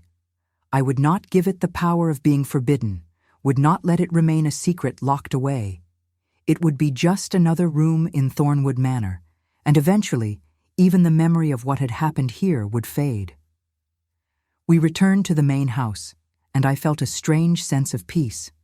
I had faced the room, had stood in the place where my life had changed irrevocably, and I had survived it. The past could not hurt me anymore if I refused to let it. The next few days were spent settling in, learning the rhythms of the household, beginning to establish myself as the future mistress of Thornwood Manor. The staff was cautious with me at first, uncertain how to treat a woman who had been one of them and was now elevated so far above her former station. But I tried to be kind and fair, to remember what it was like to be a servant, to treat them with the respect I had been denied. Some warmed to me quickly, especially the younger maids who had not been present during my previous time here. Others remained suspicious, perhaps loyal to the memory of the Dowager Duchess, perhaps simply uncomfortable with such an unusual situation. But Sebastian made it clear that I had his complete support, that any discourtesy shown to me would result in immediate dismissal, and gradually the household began to function more smoothly. Thomas thrived at Thornwood Manor. He spent his days exploring the grounds with Sebastian, riding the gentlest horse in the stables, learning about the estate that would one day be his. He made friends with the head groom's son, a boy near his own age, and they played together in the gardens while I watched from the windows, marveling at how quickly children could adapt to new circumstances. I spent my time learning the complexities of running such a large household, meeting with the housekeeper and the cook, reviewing the accounts that Sebastian insisted I should understand. It was overwhelming at first, the sheer scale of the responsibility, but I found that I had a talent for organization, for seeing what needed to be done, and determining the most efficient way to accomplish it. Lady Ashford visited during our second week at Thornwood Manor, bringing with her several other society ladies who were curious to see the house and meet me in my new setting. Sebastian arranged a garden party, a small affair but elegant, with tea served on the terrace and Thomas charming everyone with his enthusiasm and intelligence. I watched these women who would have looked through me when I was a governess, now treating me with careful courtesy. They asked about the wedding, about my plans for the house, about how Thomas was adjusting. Their interest was partly genuine and partly calculated, each of them trying to determine how to position themselves in relation to this unprecedented situation. But Lady Ashford pulled me aside and told me I was doing well, that I was handling the transition with grace and dignity, that society was beginning to accept that the scandal was settled, that the Duke had made his choice and it would stand. The legal challenge from Lady Beatrice was faltering, she said, the solicitors finding no grounds to support her claims, the physical evidence of Thomas's parentage too overwhelming to deny. I felt some of the tension I had been carrying begin to ease. Perhaps this would work. Perhaps we could build a life here, could raise Thomas in comfort and security, could finally move beyond the shadow of the past. That night, after Thomas was asleep and the guests had departed, Sebastian and I walked in the gardens. It was late summer, the air warm and heavy with the scent of roses, the last light fading from the sky. We walked in comfortable silence, my hand tucked into his arm, and I felt more at peace than I had in years. He asked me if I was happy, if this life was what I had hoped for. I told him that it was more than I had hoped for, more than I had ever dared to imagine during those lonely years in the village. I told him that sometimes I still woke in the night expecting to find myself in that narrow bed above the bakery, that it was hard to believe this was real. He stopped walking and turned to face me, taking both my hands in his. He told me that he understood, that he too sometimes felt as though he was living in a dream, that the woman he loved was here with him, that they had a son who would carry on the family name. He said that when he thought about how close he had come to losing us forever, to never knowing Thomas existed, it made him feel physically ill. I reached up and touched his face, feeling the slight roughness of stubble, the warmth of his skin. I told him that we were here now, that we had found our way back to each other, that nothing would separate us again. He kissed me then, there in the garden with the stars beginning to appear overhead, and it felt like a promise, like a vow spoken before any ceremony. We had been through fire and survived, and we would face whatever came next together. The wedding preparations intensified as the date approached. The chapel at Thornwood Manor was cleaned and decorated, flowers brought in from the gardens, candles placed to create soft, warm light. My gown hung in the wardrobe ready, and Thomas practiced walking beside me, carrying a small cushion that would hold the rings. Sebastian's solicitors informed us that Lady Beatrice's case had been dismissed, the judge finding no merit to her claims, ruling that Thomas was unquestionably the Duke's son and heir. The legal recognition was now complete and official, protected by law, beyond anyone's ability to challenge. It was a victory, hard-won and precious, and it meant that Thomas's future was secure no matter what else might happen. But the night before the wedding, I could not sleep. I lay in the large bed in the ducal apartments, staring at the ceiling, thinking about everything that had led to this moment. The girl I had been when I first arrived at Thornwood Manor seemed like a different person, naive and hopeful, believing that love could conquer all obstacles. She had learned the hardest way that the world was not kind to women who stepped outside their prescribed roles, that love alone was not enough when society decided to punish you. But she had survived. She had raised a child alone, had endured poverty and shame and isolation, and she had not broken. She had become someone stronger, someone who understood both the cruelty and the capacity for kindness that existed in the world. And now she was here, on the eve of becoming a duchess, of marrying the man she loved, of giving her son the life he deserved. It felt like redemption, like justice, like the universe finally recognizing that she had been right all along. I heard a soft knock on the connecting door to Sebastian's room, and then he entered, wearing a dressing gown, his hair disheveled. He asked if I was all right, if I needed anything. I told him I could not sleep, that I kept thinking about tomorrow, about standing in that chapel and speaking vows that would bind us together forever. He came to sit on the edge of the bed, and he took my hand. He asked if I was having second thoughts, if I was uncertain about marrying him. I almost laughed at the absurdity of the question. Of course I was not having second thoughts. But I was afraid, I admitted. Afraid that something would go wrong, that some new obstacle would appear to prevent our happiness. I had learned that joy could be snatched away in an instant, and I was terrified of losing this just when it finally seemed within reach. Sebastian told me that he understood, that he carried the same fear. But he also told me that fear could not dictate our lives, that we had to choose to believe in the future we were building. He said that tomorrow, in front of witnesses, we would speak vows that no one could break. That would make us a family in the eyes of God and the law. And after that, we would spend the rest of our lives proving that love and determination were enough. I asked him to stay with me, not to leave me alone with my fears on this last night before we were married. He hesitated, concerned about propriety, about what the servants might think. But then he smiled and said that we were beyond such concerns, that after everything we had been through, worrying about sleeping in the same bed before the wedding was absurd.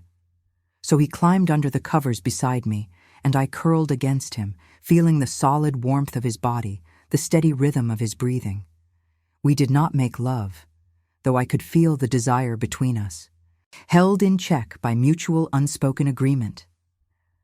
Tomorrow night, we would come together as husband and wife, but tonight we simply held each other, drawing comfort from proximity and touch. I fell asleep like that, safe in his arms, and I did not dream of the past. I dreamed instead of the future, of Thomas growing up strong and happy, of children who might come after him, of years spent at Thornwood Manor, building a life worth living. When I woke, sunlight was streaming through the windows, and Sebastian was gone, returned to his own room to maintain at least a pretense of propriety. But the pillow beside me still bore the impression of his head, and I pressed my face to it, breathing in his scent, feeling a flutter of anticipation in my chest. Today I would marry him. Today I would become Eleanor Thornwood, Duchess of Thornwood. Today everything would change again, but this time for the better, this time forever. Mrs. Hartley helped me dress, her hands gentle as she fastened the dozens of tiny buttons up my back, as she arranged my hair in an elaborate style threaded with pearls. The gown fit perfectly, the ivory silk falling in elegant lines, the Brussels lace like delicate snow at my throat and wrists. When I looked in the mirror, I saw a duchess looking back at me, poised and beautiful, no trace of the frightened governess who had fled this house 3 years ago.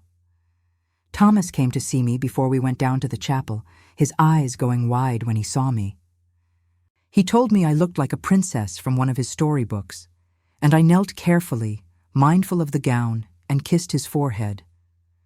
I told him that today was special, that after today Papa would be his papa officially, that we would be a real family.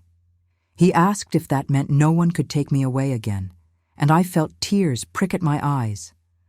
I told him that no one would ever take me away, that I would always be his mama, that we would always be together.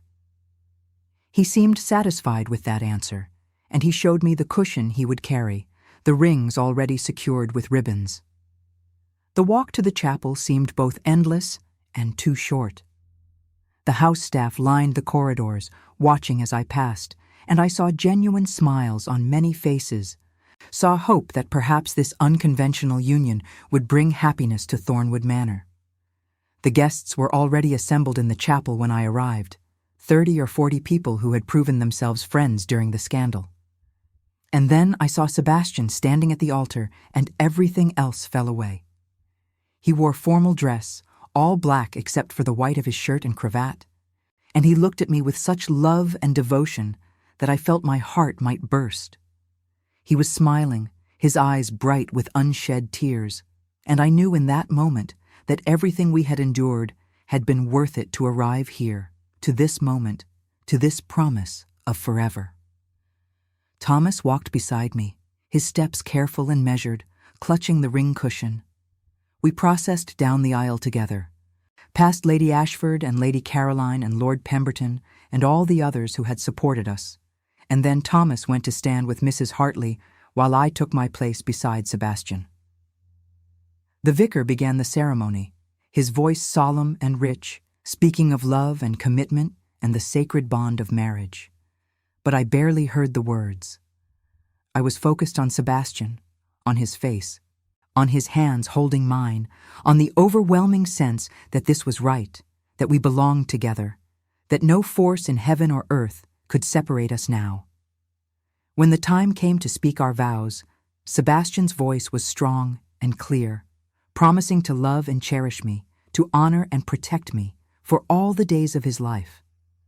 And when I spoke mine, promising the same in return, I meant every word with a fierceness that surprised me. This was not just a ceremony, not just a legal formality. This was a declaration of war against everything that had tried to keep us apart, a commitment to fight together for the life we wanted. Thomas brought us the rings, his face serious with the importance of his task, and we slipped them onto each other's fingers. The vicar pronounced us man and wife, and Sebastian kissed me, and I heard the guests break into applause. We were married. After everything, we were finally married. The wedding breakfast was held in the great hall, the table laden with food and wine, the guests toasting our health and happiness. There were speeches, some humorous, some touching, all of them acknowledging the unusual circumstances of our union while celebrating the love that had brought us together. Thomas sat between Sebastian and me, basking in the attention, eating cake, and charming everyone he spoke to. As the afternoon wore on and the guests began to depart, promising to visit again soon, I felt a profound sense of relief and joy. We had done it. We had faced down scandal and legal challenges and social disapproval, and we had won. Thomas had his father, I had my husband, and we had a life ahead of us full of possibility. That evening, after Thomas was asleep and the house had grown quiet, Sebastian and I finally had time alone. He led me to our bedroom, the room we would now share as husband and wife, and he looked at me with such desire and tenderness that I felt my breath catch. He told me that he had waited 3 years to have me in his life again, 3 years to hold me and love me without fear or shame. And now, finally, I was his wife, and nothing would ever come between us again. I went to him willingly, joyfully, and we came together with a passion that had been building through weeks of restraint. But there was also gentleness, a reverence for the vows we had just spoken, a sense that we were not just satisfying physical desire, but cementing a bond that transcended the physical. Afterwards, lying in his arms, I felt truly at peace for the first time in 3 years. The past had been laid to rest. The future stretched before us bright and full of promise, and in this moment, I had everything I needed. Sebastian asked me if I was happy, and I told him I was more than happy. I was home. After years of wandering, of feeling lost and displaced, I had finally found the place where I belonged. Not just Thornwood Manor, but here, in his arms, with our son sleeping down the hall. We fell asleep like that, wrapped around each other, husband and wife, Duke and Duchess, beginning the rest of our lives together. The first months of marriage passed in a blur of joy and adjustment, of learning to be not just Sebastian's wife, but the Duchess of Thornwood, a title that carried responsibilities I had never imagined when I was a governess walking these same halls. But I discovered that I had a talent for it, for managing a great household, for navigating the complex social obligations that came with Sebastian's position, for being the kind of duchess who was both respected and admired. The staff warmed to me gradually as they saw that I treated them fairly, that I remembered what it was like to serve rather than be served, that I valued their work and their dignity. The housekeeper, Mrs. Fletcher, became an ally, and then something approaching a friend, teaching me the intricacies of running Thornwood Manor, helping me understand the traditions that mattered and the ones that could be gently changed. Thomas flourished beyond my wildest hopes. He was a happy child, secure in the love of both his parents, no longer asking the worried questions that had plagued him when we lived above the bakery. He took lessons with a tutor Sebastian had hired, a kind, elderly gentleman who praised Thomas's quick mind and curiosity. He rode his pony through the grounds with growing confidence, played with the groom's son and the children from the village, and was learning what it meant to be the heir to Thornwood, to have both privilege and responsibility. One afternoon, about 6 months after the wedding, I found Thomas in the library with Sebastian. The two of them bent over a large map spread across the desk. Sebastian was showing him the extent of the Thornwood lands, explaining about the tenant farmers and the obligations a duke had to care for those who depended on him. Thomas listened with the serious attention he gave to matters he considered important, asking questions about the families who lived on the estate, about how Sebastian helped them when crops failed or children fell ill. I stood in the doorway watching them, my heart full almost to bursting. This was what I had fought for, what I had endured shame and poverty and fear to protect. My son, learning from his father, growing into a young man who would understand that power came with duty, that privilege required compassion. Sebastian looked up and saw me there, and his face softened with love. He called me over, and Thomas immediately began explaining everything he had learned, his small finger tracing the boundaries of their land on the map. I listened and praised his growing knowledge, and I felt Sebastian's hand find mine beneath the desk, squeezing gently. These were the moments I treasured most, the quiet domestic scenes that had once seemed impossible. A family together, learning and growing, bound by love that had been tested and proven unbreakable. Society had gradually, grudgingly, accepted me. There would always be those like Lady Beatrice who refused to acknowledge me, who snubbed me at social gatherings or spread malicious gossip. But their power to hurt me had diminished. I had learned that I did not need universal approval, that the respect of people I admired was worth more than the good opinion of those whose values I did not share. Lady Ashford remained a steadfast friend, introducing me to other women who thought as she did, who believed that society's rules were often cruel and arbitrary, who wanted to see change. Through her, I became involved in charitable work, establishing a school for the daughters of tenant farmers and village families, teaching them to read and write and do sums, giving them opportunities I had been fortunate enough to receive, but which were denied to so many girls of their class. Sebastian supported this work enthusiastically, donating funds and encouraging other landowners to do the same. He told me that he was proud of me, that I was using my position to do good, that I was becoming the kind of duchess the estate needed. His words meant more to me than all the grudging courtesies of the ton combined. Lady Caroline published her essays about women's circumstances, and she included my story, carefully anonymized but recognizable to anyone who had followed the scandal.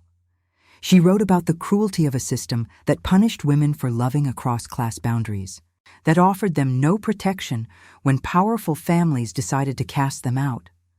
She wrote about the strength required to survive such treatment, about the injustice of a society that blamed the vulnerable rather than the powerful. The essays caused their own small scandal, with some calling Lady Caroline a radical and worse. But they also started conversations, made people think about the assumptions they had always accepted without question. And they brought me other women, governesses and companions and servants who had their own stories of mistreatment, who wanted to know if change was possible, if justice could ever be found. I could not help them all, but I tried to help where I could. I hired women who had fallen on hard times, gave references to those who needed them, used my position to advocate for better treatment of female servants. It was small work in the scheme of things, but it mattered to the women whose lives were touched by it, and it gave me purpose beyond simply being Sebastian's wife. As the seasons turned and the first year of our marriage passed, I felt myself transforming in ways I had not anticipated. The frightened governess who had been cast out of Thornwood Manor was gone, replaced by a woman who understood her own worth, who would not be cowed by disapproval or judgment. I had learned that survival was not enough, that I could not only endure but thrive, that my past did not have to define my future. Sebastian and I grew closer with each passing month, our love deepening from the passionate but fragile thing it had been into something more solid and enduring. We learned each other's rhythms and moods, learned when to press and when to give space, learned how to disagree without damaging what we had built. We talked late into the night about everything and nothing, about politics and philosophy and our hopes for Thomas's future. And we loved each other with a physical passion that had not dimmed with familiarity. If anything, it had grown stronger, freed from the desperation of our early encounters by the security of knowing we would have a lifetime together. There was joy in our coupling now, playfulness and tenderness, and the deep satisfaction of being with someone who knew you completely and loved you anyway. One evening in early spring, almost a year after our wedding, I discovered I was pregnant again.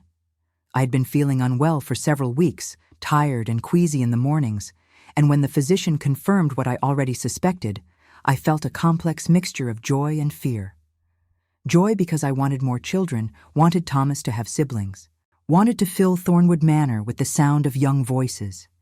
Fear because I remembered the loneliness and terror of my first pregnancy, the way I had labored alone with no one to comfort me.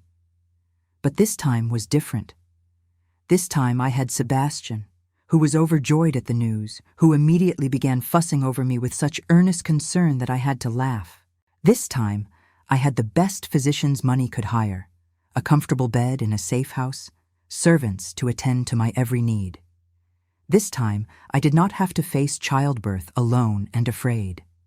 I told Thomas that he would be a big brother, and he was thrilled, immediately planning all the things he would teach the baby. Sebastian worried constantly, forbidding me from overexerting myself, insisting I rest more than I thought necessary. But his concern was born of love, and I indulged it because I understood the fear beneath it, the knowledge of how much he had nearly lost when I carried Thomas alone. The pregnancy progressed smoothly, my body handling it better than it had the first time, perhaps because I was not also carrying the weight of shame and poverty. I continued my work with the school and my charitable efforts, though Sebastian made me promise to be careful, to stop if I grew tired.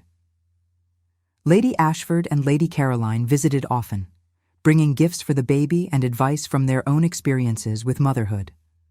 Summer came, hot and heavy, and I grew large and slow, waddling through the manor with Thomas trailing behind me protectively.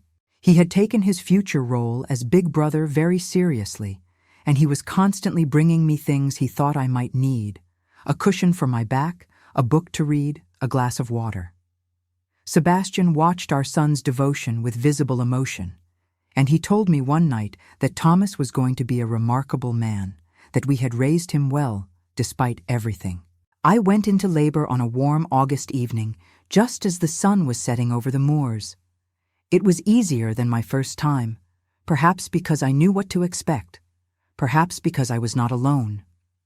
Sebastian stayed with me through most of it, holding my hand and wiping my forehead until the midwife finally insisted he wait outside. The labor was long, but not unbearable, and when I finally heard the baby's first cry, I wept with relief and joy. It was a girl, tiny and perfect, with a shock of dark hair and lungs that announced her displeasure at being born quite loudly. They placed her in my arms, and I looked down at my daughter and felt my heart expand to hold this new love. I had not known it was possible to love so immediately, so completely. But she was mine, ours, and she was beautiful. Sebastian came in moments later, his face pale with worry, until he saw that we were both well. Then he sat on the edge of the bed and looked at his daughter with wonder, touching her tiny hand with one careful finger. She wrapped her fingers around his, her grip surprisingly strong, and he laughed, the sound half sob, and kissed first the baby and then me. We named her Margaret Eleanor, after my mother and myself, though we called her Maggie from the start. Thomas was allowed in to meet his sister, and he approached with reverence, his eyes wide as he looked at the baby. He asked if he could hold her, and with supervision he did, his face serious with the responsibility. He told her that he was her big brother, and he would always protect her, and I saw Sebastian turn away to hide his tears. The first months of Maggie's life were exhausting but joyful. She was a good baby, healthy and content, sleeping well and eating with enthusiasm. Thomas was devoted to her, wanting to be involved in everything from bath time to choosing her clothes. Sebastian was equally besotted, and I often found him in the nursery late at night, simply watching his children sleep, his face soft with wonder. I recovered my strength slowly, taking the time I needed to heal, grateful that I had that luxury. And as I regained my energy, I returned to my work, bringing Maggie with me when I visited the school, showing the girls that women could have both family and purpose, that marriage and motherhood did not have to mean the end of all other ambitions. 2 years passed in this manner, years of growth and happiness, of watching Thomas become a thoughtful, intelligent boy, and Maggie grow from infant to toddler, walking and talking and showing signs of the same spirited personality her brother had. We traveled occasionally to London for the season, maintaining the social connections that were part of Sebastian's duties as Duke, but we always returned to Thornwood Manor with relief, glad to be home. I continued my charitable work, expanding the school and starting a small hospital for estate workers who could not afford physicians. Sebastian supported these efforts fully, proud of what I was accomplishing, telling anyone who would listen that his Duchess was not content to simply host parties and embroider, that she was making a real difference in people's lives. Lady Beatrice never reconciled with us, dying 2 years after our wedding, still bitter and resentful. I felt pity for her rather than triumph, understanding that she had been shaped by a society that valued appearances over truth, that had taught her to fear anything that threatened the established order. She had lived her whole life in service to propriety, and it had made her hard and cruel. But there were others who did come around, who decided that the scandal was old news, that the Duke and Duchess of Thornwood were respectable despite the unusual circumstances of their union. Invitations increased, doors that had been closed began to open, and I learned to navigate society with growing confidence. I never forgot where I had come from, never forgot what it was like to be powerless and afraid. And I used my position to help others in similar circumstances, to advocate for women who had no one to speak for them, to push for changes in laws and customs that punished the vulnerable while protecting the powerful. One afternoon, when Thomas was 7 and Maggie was 3, I found myself in the library at Thornwood Manor, the same room where Sebastian and I had first really talked, where something had begun between us all those years ago. I stood by the window looking out at the gardens, thinking about the journey that had brought me here.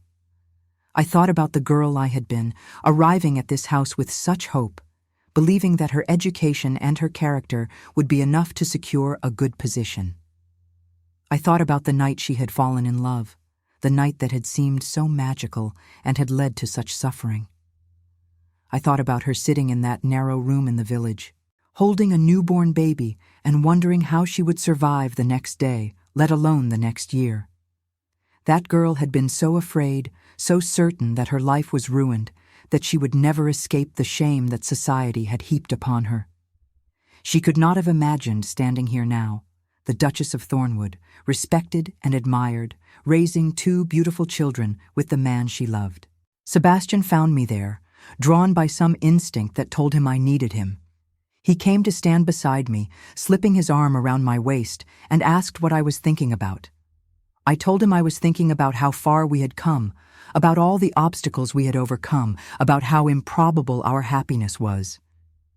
He pulled me closer and told me that he thought about it too, that he never took for granted what we had built together.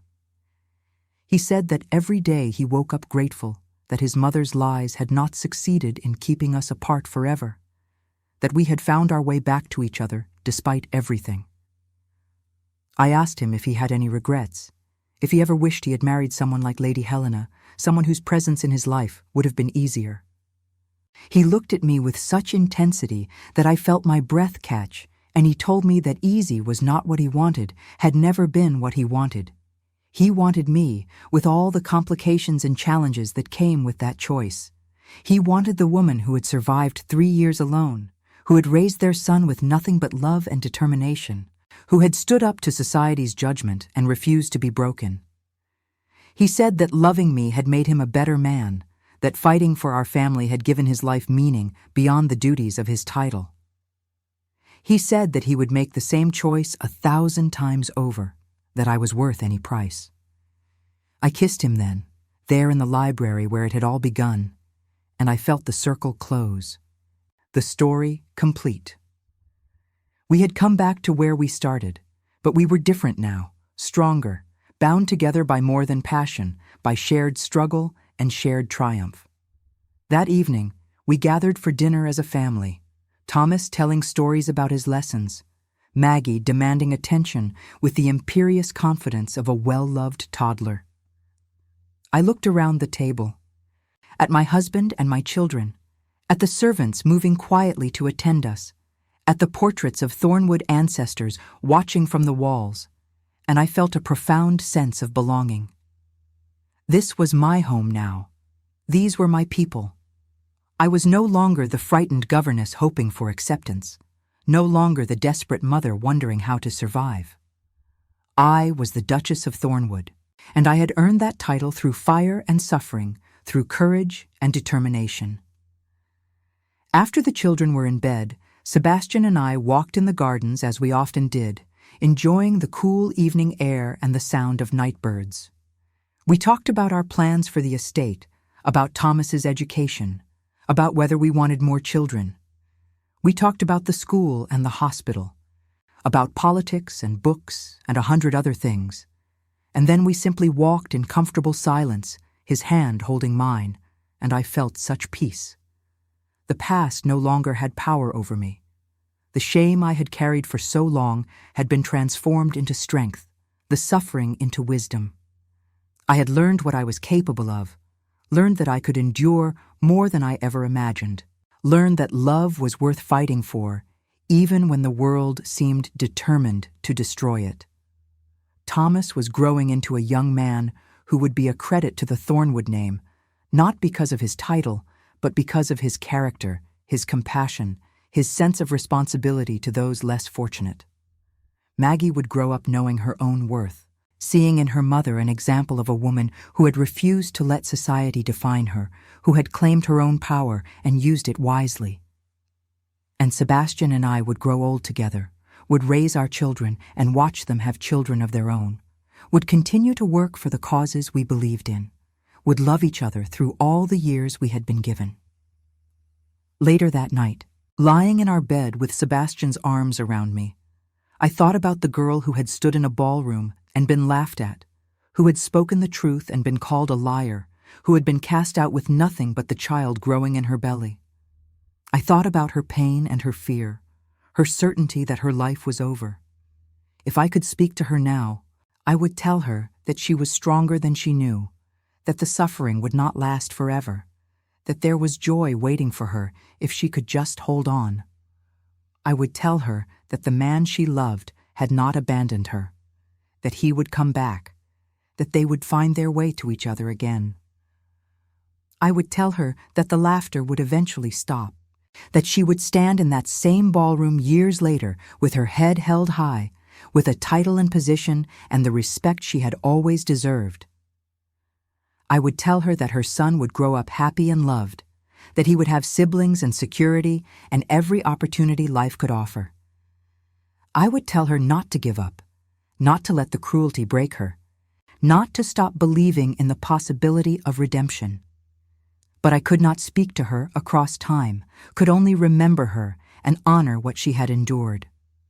She had gotten me here, that frightened girl, through her courage and her stubbornness and her refusal to let go of hope, even when hope seemed foolish.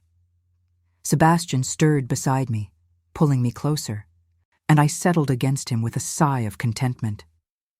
This was my life now. This was my family. And I had fought for it, earned it, claimed it against all odds. The morning would bring new challenges, new responsibilities, new joys. But tonight, I was simply Eleanor Thornwood, wife and mother, duchess and philanthropist. A woman who had traveled from the depths of despair to the heights of happiness, who had learned that the human spirit could endure and overcome almost anything. I was home. I was loved. I was enough.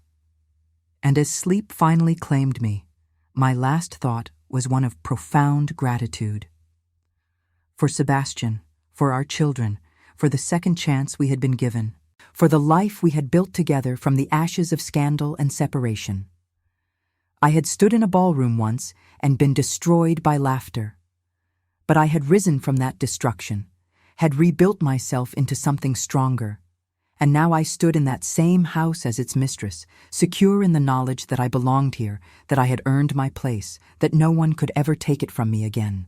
The story that had begun with humiliation and ended with triumph was my story, and I would carry it with me always, a reminder of what I had survived, what I had overcome, what I had become. I was Eleanor Thornwood, Duchess of Thornwood, and I was finally, completely, utterly home.